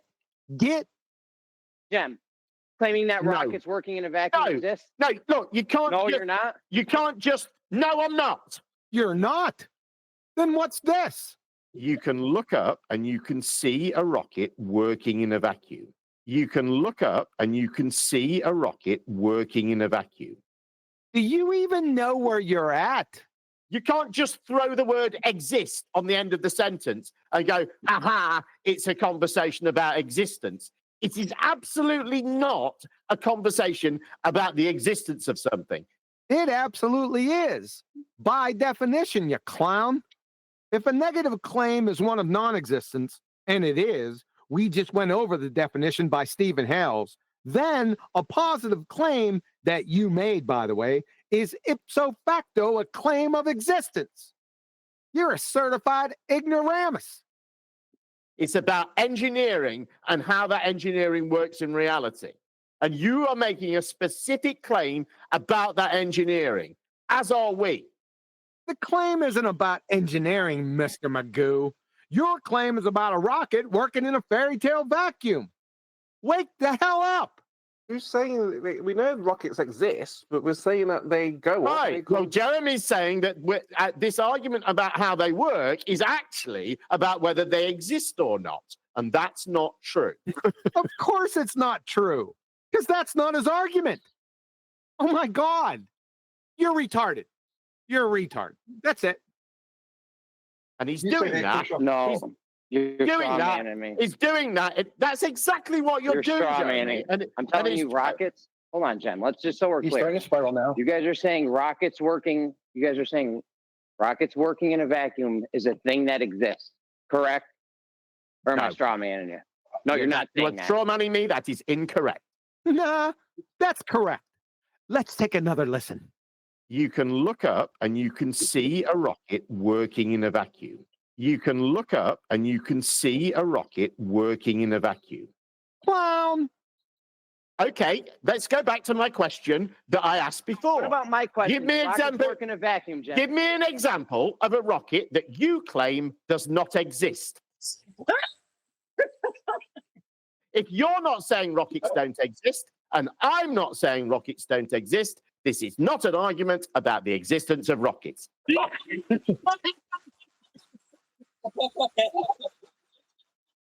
Yeah. There you go. That's classic.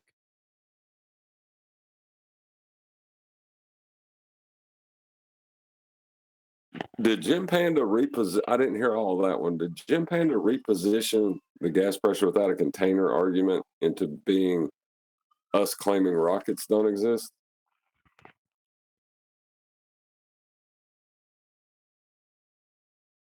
Pretty much, yeah, pretty much. That's basically the How can I way. be begging the question? I'm asking you. In fact, I wasn't even asking a question.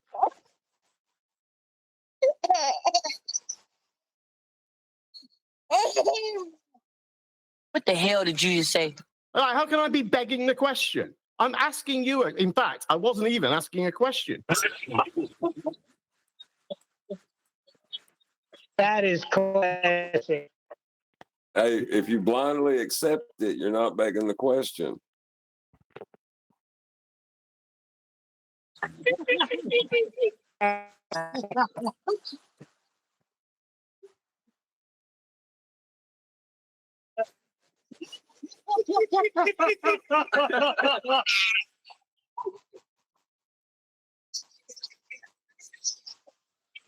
can I be begging the question?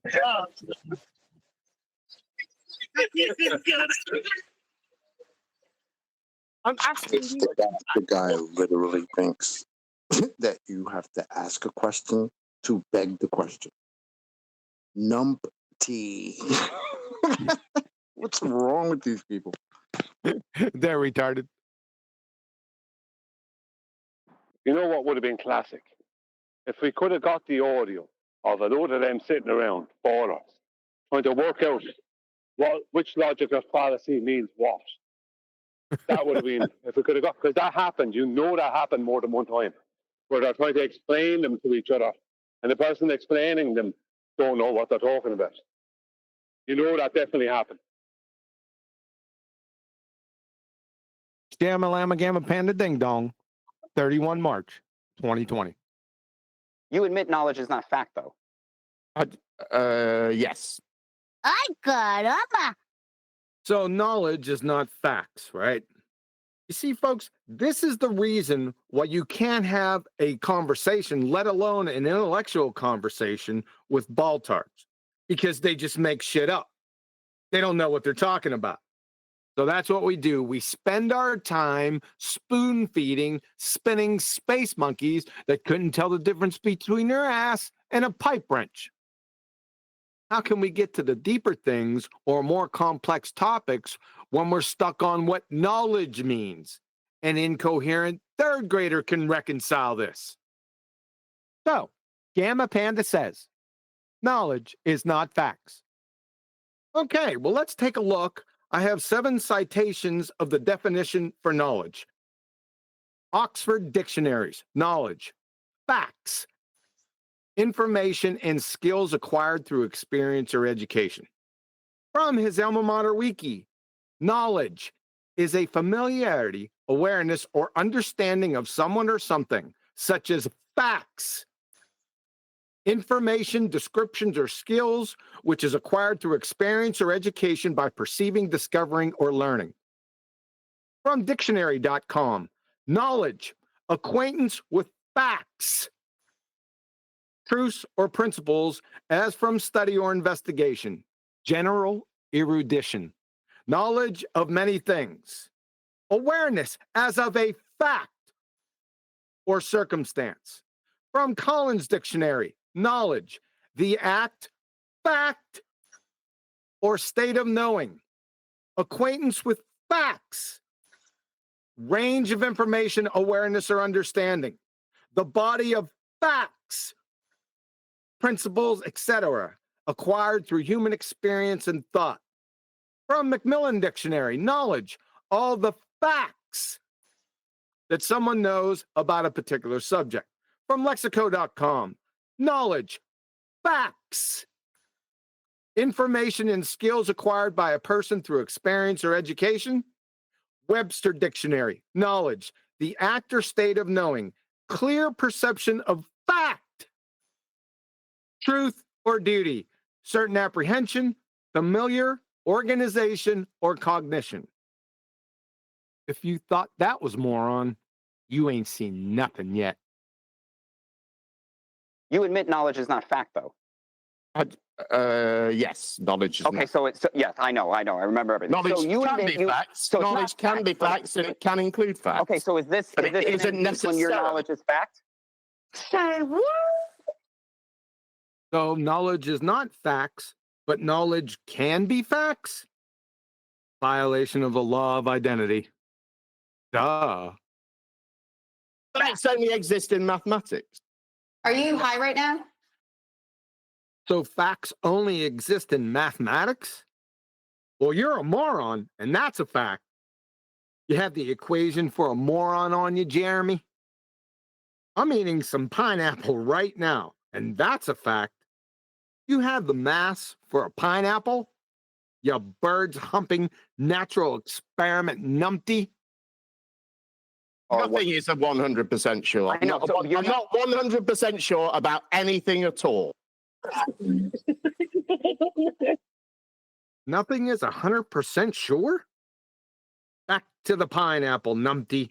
I'm 100% sure that I'm eating a pineapple, and I'm 100% sure that you're a Dunning-Kruger moron. All knowledge is belief. What the hell did you just say? So all knowledge is belief, eh? We've clearly established that knowledge deals exclusively with facts. Let's take a look at what belief means. From Oxford Dictionaries, belief, an acceptance that something exists or is true, especially one without proof. Trust, faith, or confidence in someone or something. From your alma mater wiki, belief is the state of mind in which a person thinks something to be the case, regardless of empirical evidence to prove that something is the case with factual certainty.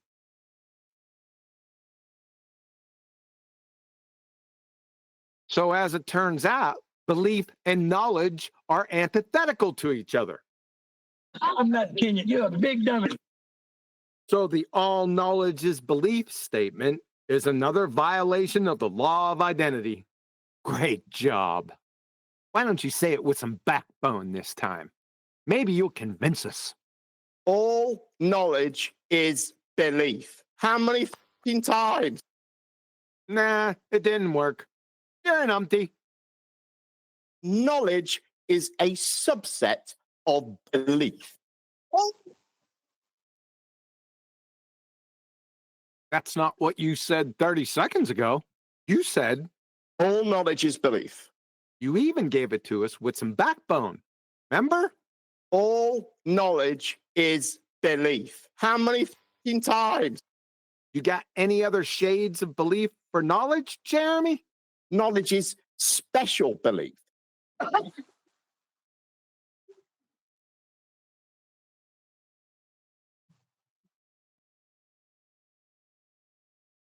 So we got all knowledge is belief, knowledge is a subset of belief, and knowledge is special belief.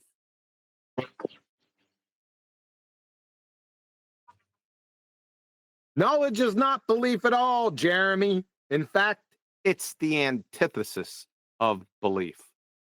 As we've demonstrated, knowledge is not a subset, subcategory, or a subwoofer of belief. And knowledge is not special belief. But you're special, Jeremy. A special daft numpty.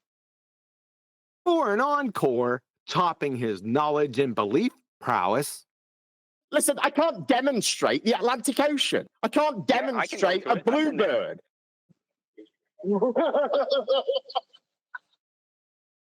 Yo, how you like that one?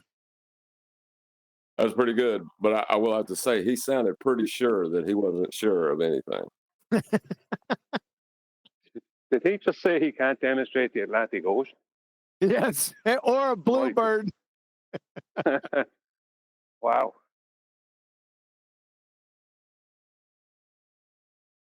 It's strange to think that these people actually got away with what they got away with for so long, isn't it? And they're still getting away with it, just not around us.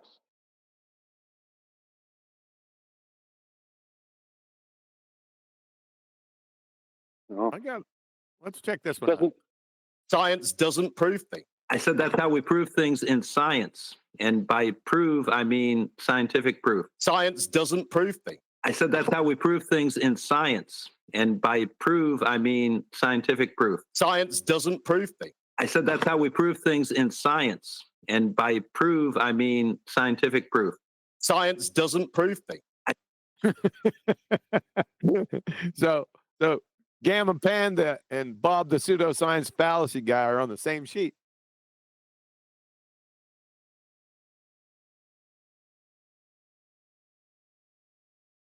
For You know what June about that, Bob, is 2020, that Gamma Llama Gamma Panda Ding Dong, Mr. Bird's Humping Natural Experiment. Knowledge is special belief. And How can I be begging the question? I'm asking you. In fact, I wasn't even asking a question. now with his current thesis defense, Nobody has ever determined the shape or size of the Earth by making an observation of the horizon. We've never done that. We've never, ever, ever, ever done that. what in the world? Absolutely priceless. Ladies and gentlemen, this bozo's been out here for 5 years defending the disheveled, ball-tard spinning space monkey religion and doesn't even know where or how his fairy tale radius came to be. You dumbass. You can't make this shit up, folks. Like I always say, just let them open up their incoherent pie holes and they'll do your work for you. Nathan is telling you that because of the black swan, we can't know the radius of the Earth, when we have never, ever, ever determined the radius of the Earth by measuring the distance to the horizon. Never, never. No one has ever done that ever in the history of humanity. Al-Biruni. Al-Biruni. Al-Biruni. Established where? Al-Biruni. Al-Biruni. Al-Biruni. Show where that's established. Al-Biruni. Al-Biruni. Al-Biruni. You're not talking about a water level. You're talking about measuring the radius of the Earth by looking at the horizon. Show where that is established in any way. Al-Biruni. Al-Biruni. Al-Biruni.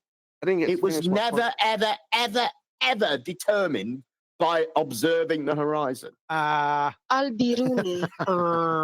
Al-Biruni. Al-Biruni.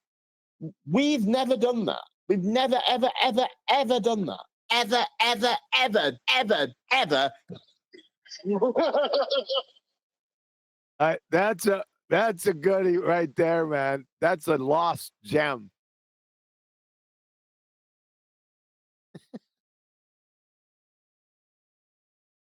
it's mad that he'd make that statement so with such gusto. Like, it's like, I don't know, I'm shocked that he would do that. I'll tell you what I'm shocked by is that he's got so many clips of him saying such obviously wrong and self-contradictory things, and he's not a bit embarrassed about any of it. A couple more.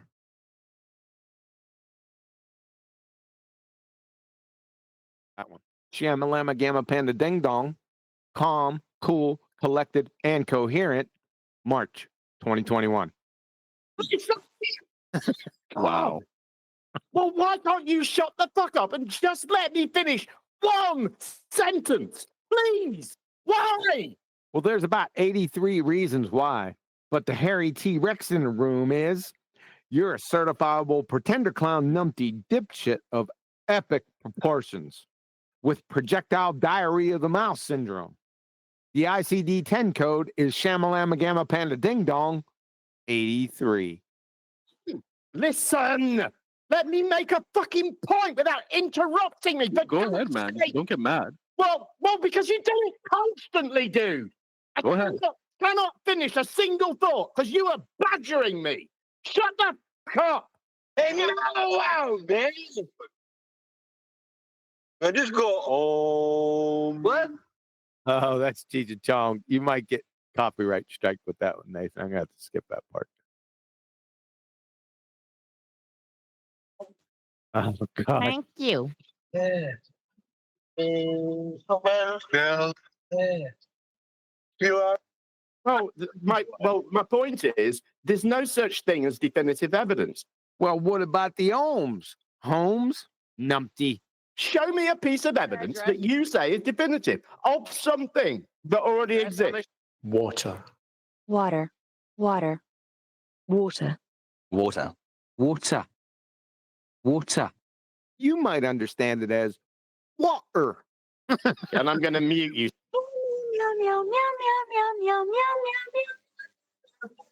The question on the table is, listen carefully, are there two celestial poles? No, not according to Cornell University and the 1 Minute Astronomer from Cornell. There is no South Star. It's just a coincidence that there happens to be a bright star, Polaris, close to the celestial North Pole. The Southern Hemisphere isn't so lucky. From Brian Ventrudo, PhD Physics, 1 Minute Astronomer. In the Northern Hemisphere, the bright and easy-to-find star Polaris marks the position of the North Celestial Pole. This makes it easy for stargazers and navigators to find north and get oriented in the night sky. But in the Southern Hemisphere, it is different. By sheer bad luck, the South Celestial Pole, the imaginary point in the sky, yada, yada, yada. So unless you consider imaginary points poles, then you're SOL, numpty. The question on the table is, listen carefully, are there two celestial poles? That's it. Not how are the two celestial poles? Okay. Are the celestial poles the result of bananas at mountains? Bananas up mountains? What the? Are there two celestial poles? Is this proposition supported by definitive evidence? It is. My point is, there's no such thing as definitive evidence. Is this proposition supported by definitive evidence? It is. My point is, there's no such thing as definitive evidence. Is this proposition supported by definitive evidence? It is. My point is, there's no such thing as definitive evidence. There is no reasonable doubt that you can cast on this proposition whatsoever. None. Go ahead, try. There's no such thing as definitive evidence. Is this proposition supported by definitive evidence? It is. My point is, there's no such thing as definitive evidence. You like that one?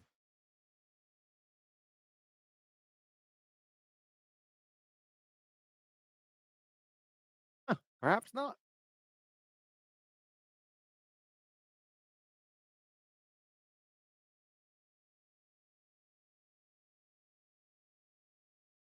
Let's try another one. The only way you could actually substantiate or reverse engineer the circumference, if you don't have all of it, it's to have the radius value and then to fill in the gaps objectively. That's basic geometry. It's just not true, is it? If you've got, Let me know when it's done, I want to address them when you're done. If you can extrapolate a radius from a number of circumference measurements, then you can have a circumference.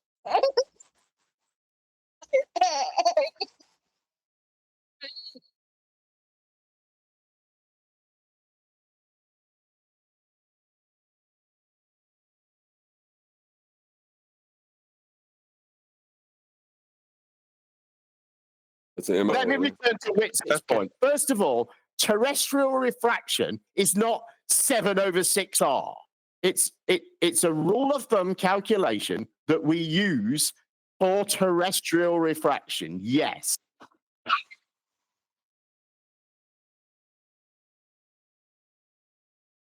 Oh, that was a short one. Good.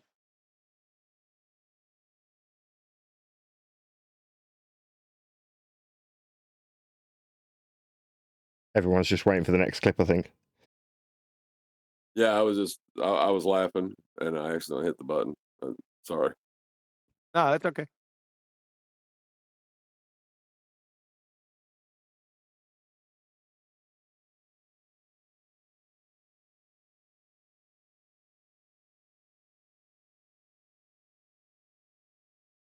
Try this one.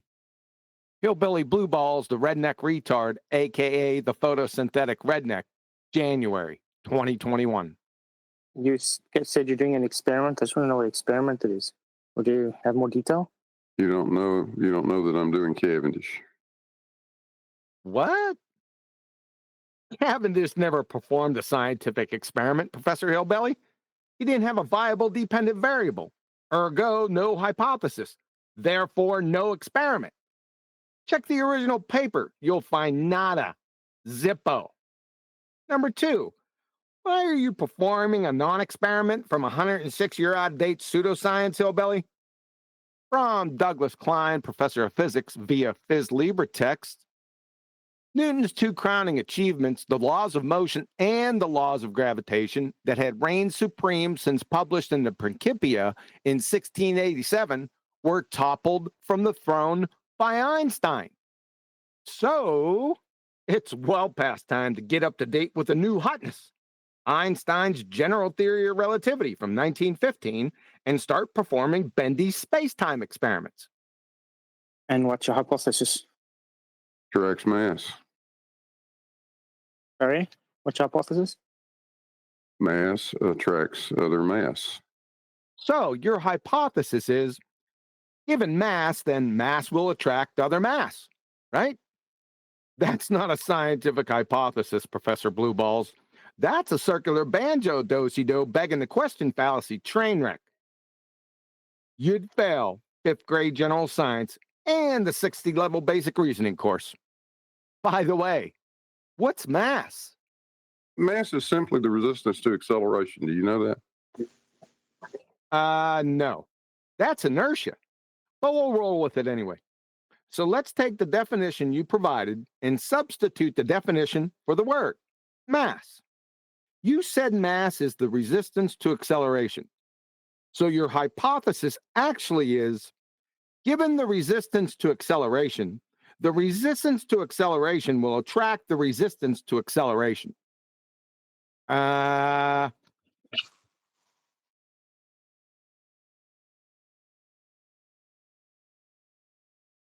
Air molecules are moving in all different directions, but they're also moving in one singular mass in one direction.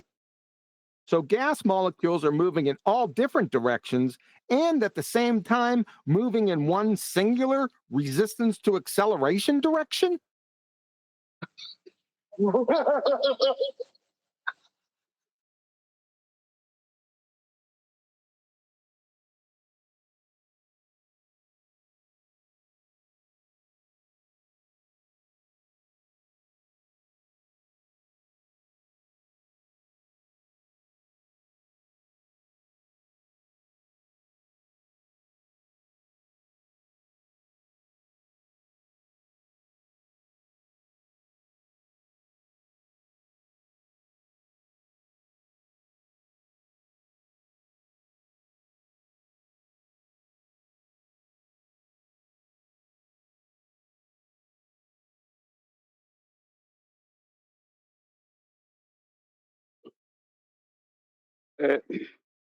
While there's nothing playing, did you hear that?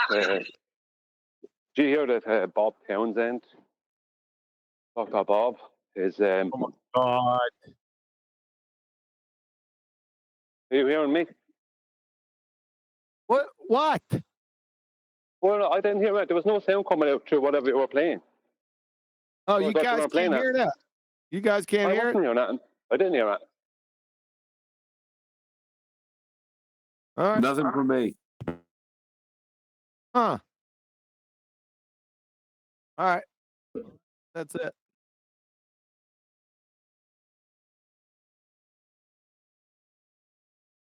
So, can I speak? Yes, I thought you were interrupting it. Yeah, you're fine. You know Dr. Bob, pseudoscience Bob? He's now at present doing a PhD in astrophysics. Yeah, I heard.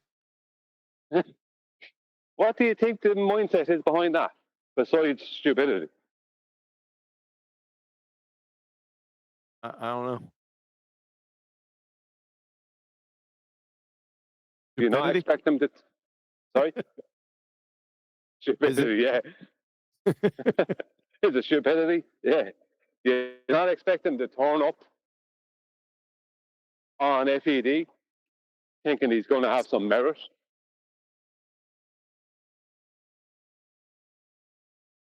Try this one. Bob the pseudoscience. Bob the bozo, sorry.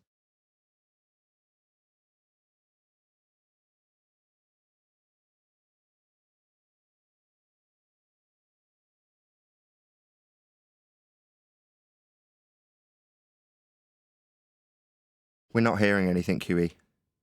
Yeah, I know. I'm trying to find it. I'm not getting it. Talk amongst yourselves. Otherwise, I've got to round out. Are you hearing much background noise from me, Nathan? Just No, normal. It's fine. okay, that's all right. I want to make sure. I didn't even know there was a show going on. So all that is being played on a show. Oh, what? All those clips. Yeah, they're being played on this show. I thought the show was rounded out completely. Nice. No, I was playing clips. He let it run. All right. I didn't know that. I never do. Maybe it's right here. Here's a good one. Piled higher and deeper. Tony Purcell, geophysicist, 22 July, 2020. Trees convert carbon dioxide, which is a gas, into oxygen, which is another gas. No. Wrong, Rama. Plants don't use CO2 to generate oxygen. All the oxygen generated or liberated comes from the splitting of water by photosystem 2 during light-dependent reactions. We knew this 80 friggin' years ago. It's called the Hill reaction. Dummkopf. Apparently, you've been swapping spit in the shower with the photosynthetic redneck, aka hillbilly blue balls, the redneck retard, that made the same stupid mistake. So trees don't create gas. But no, they don't. Be careful. I got yelled at about that now. So just to be really? Who by? Just to be very quantum eraser. I'm your huckleberry. That's just my game. Just to be very specific, QE, if you're listening, you little son of a bitch. Hi there, numpty. We're not saying that trees break carbon dioxide up into carbon and oxygen. That's exactly what that moron said. Let's take a listen. Trees convert carbon dioxide, which is a gas, into oxygen, which is another gas. Trees convert carbon dioxide, which is a gas, into oxygen, which is another gas. Ergo, he is another photosynthetic redneck numpty like you. For me, it boils down to a gas molecule at the surface has finite energy. What in the world did you get yourself into now, Dummkopf? Finite energy? What does it do? Reach the end of the line of finite energy and rip off its bra in rebellion of gas law and the second law of thermodynamics? Time to fall down, go boom, boom, go splash, splash. Hey, numpty, the average kinetic energy of gas particles is proportional to the absolute temperature of the gas or gases. My word. Entropy is not a source of infinite energy that will give that will allow a gas molecule to travel an infinite distance in an arbitrary direction. Conservation of energy is the primary natural law that everything needs to obey, and even entropy is subject to it.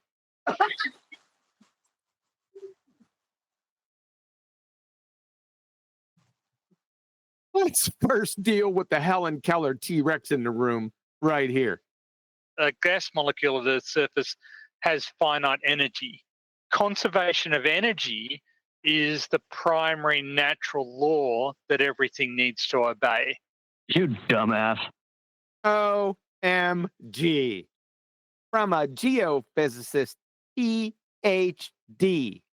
D for dumbass. Thanks. You cheap, delusional, Dunning-Kruger, ball-tard, photosynthetic redneck, pretender clown fuckwit of megalithic proportions. You kind of just contradicted yourself. Uh-oh. Dummkopf.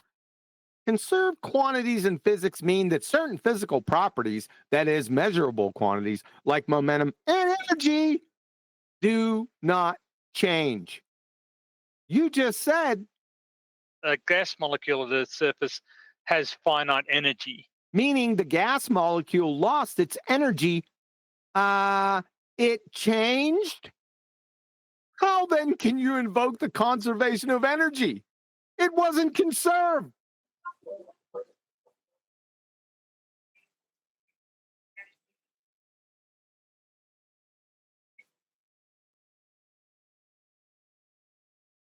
You have like a 1948 physics glossary and you're just flipping pages, eyes and retard mind shut, and wherever your doofus finger lands, you name a phrase, drop them into your yarn? Then have the skank and foul ball-tard morons ooh and ah over it? Ladies and gentlemen of the jury, his quarter stick dynamite up the ass, sit down on a bonfire, full tilt belly laugher is exactly like attempting to rally support to justify British colonial rule by organizing town hall meetings in Boston and Philadelphia, canonizing the Declaration of Independence.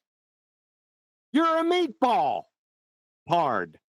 The rest here is just globe-tard goober gravy.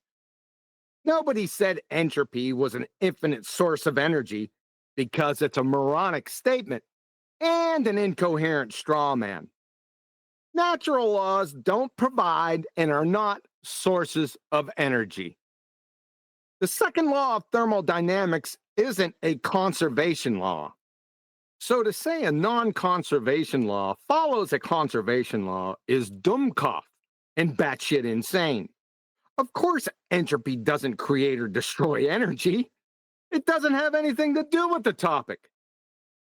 This antiquated physics glossary, pin the tail on the numpty PhD ball-tard clown show charade, is fixing to be eclipsed, if you can believe it.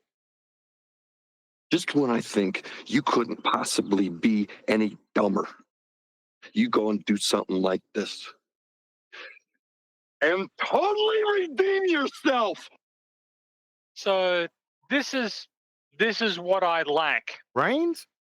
So I believe I stated over and over again is, I'm a mathematician who has become a geophysicist. I am not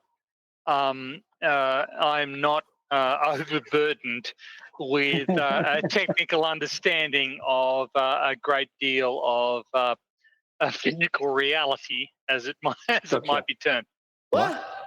I'm not overburdened with a technical understanding of a great deal of physical reality.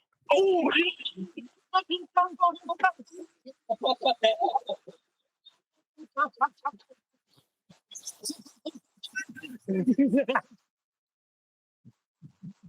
Are you serious? Are you?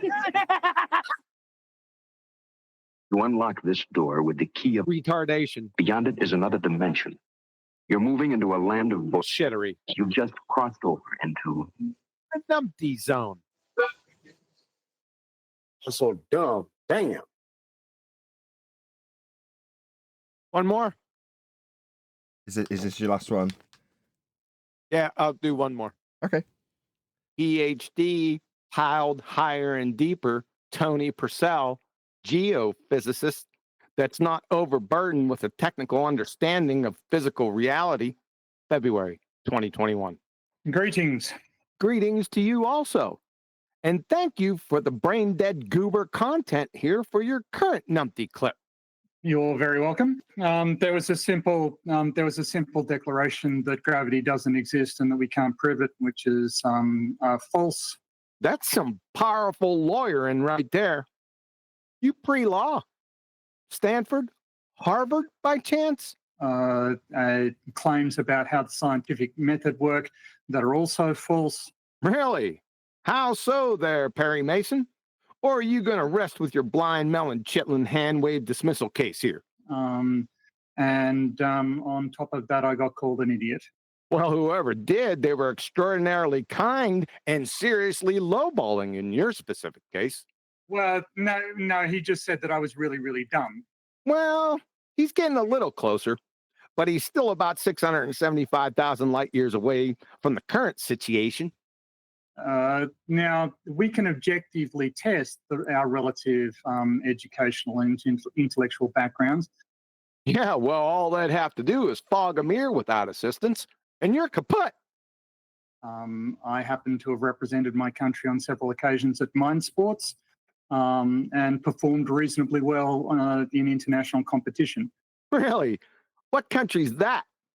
Tuco and Tobago? There's only 4 people there, including you. 2 are in a coma. 1's a resident of Shady Meadows. Then there's you. Some stiff competition, eh? My money's on the driftwood that's piled up in the sewer. Arwen, Nathan Oakley, Tony Riley, whatever, are not the ultimate arbiters of what is or is not science. Huh? Oh, what? Wait. What? I'm struggling even to find a response to this batshit insane retard of a statement. I mean, what would possess somebody to make a crackhead comment like that? Did one of these guys, did you get butthurt by one of these guys? It's like saying Joe, Carl, and Terry aren't the final arbiters of what is or what is not a banana. You clown. The ultimate arbiter of what is or what's not something is by simple definition. Duh. So, natural science, not just science. We're not defining science, knowledge. This is natural science. I mean, what we're specifically talking about here, right? So, natural science, the definition, is a branch of science concerned with the description, prediction, and understanding of natural phenomena based on empirical evidence from observation and experimentation. It either is that or it's not that. If it's not that, then it's not natural science. An incoherent 4th grader can evaluate this in 5 seconds in between iterations of Candy Crush. You globe-tard goober. No, not by a long shot. And neither am I. And I'm sure that neither are you, Tony. Yeah, that's right. So Mr. Insensible and PhD Driftwood here are in agreement that they don't know what natural science is. Newsflash, goobers. Everyone already knew that anyway. You 2 bozos should get married. Your kids would have hooves. So, you're quite right. I don't declare what science is. No. Science is an organic process, but generally the bottom line is you show stuff to scientists and they tell you whether or not it's scientific.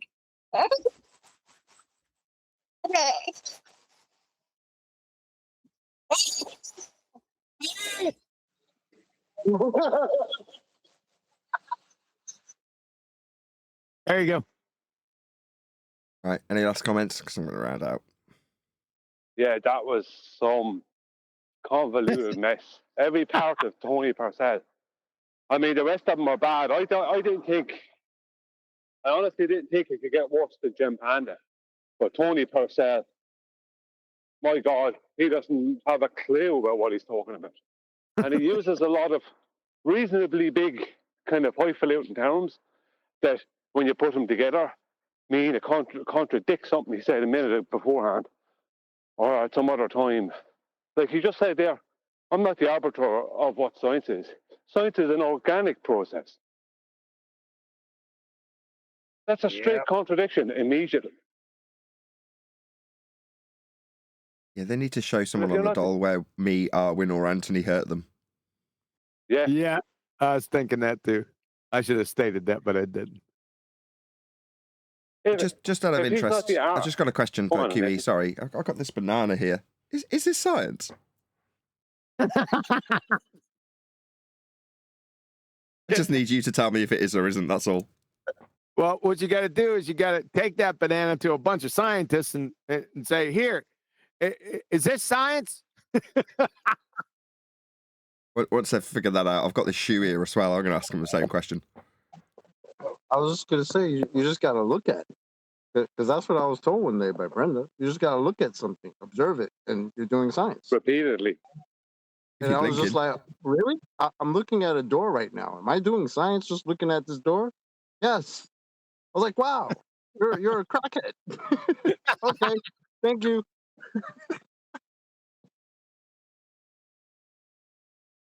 Let's be honest, though, right? The average, let's just say, alcoholic or whatever, on the corner, right, of where anyone lives, would make more sense talking about microbiology than basically all of them and what they had to say there and those chosen subjects. Not everyone lives in Ireland. Well,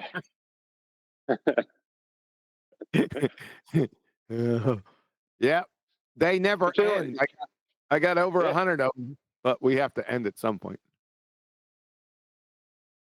Taylor, I couldn't speak before, but I did miss the Alberuni.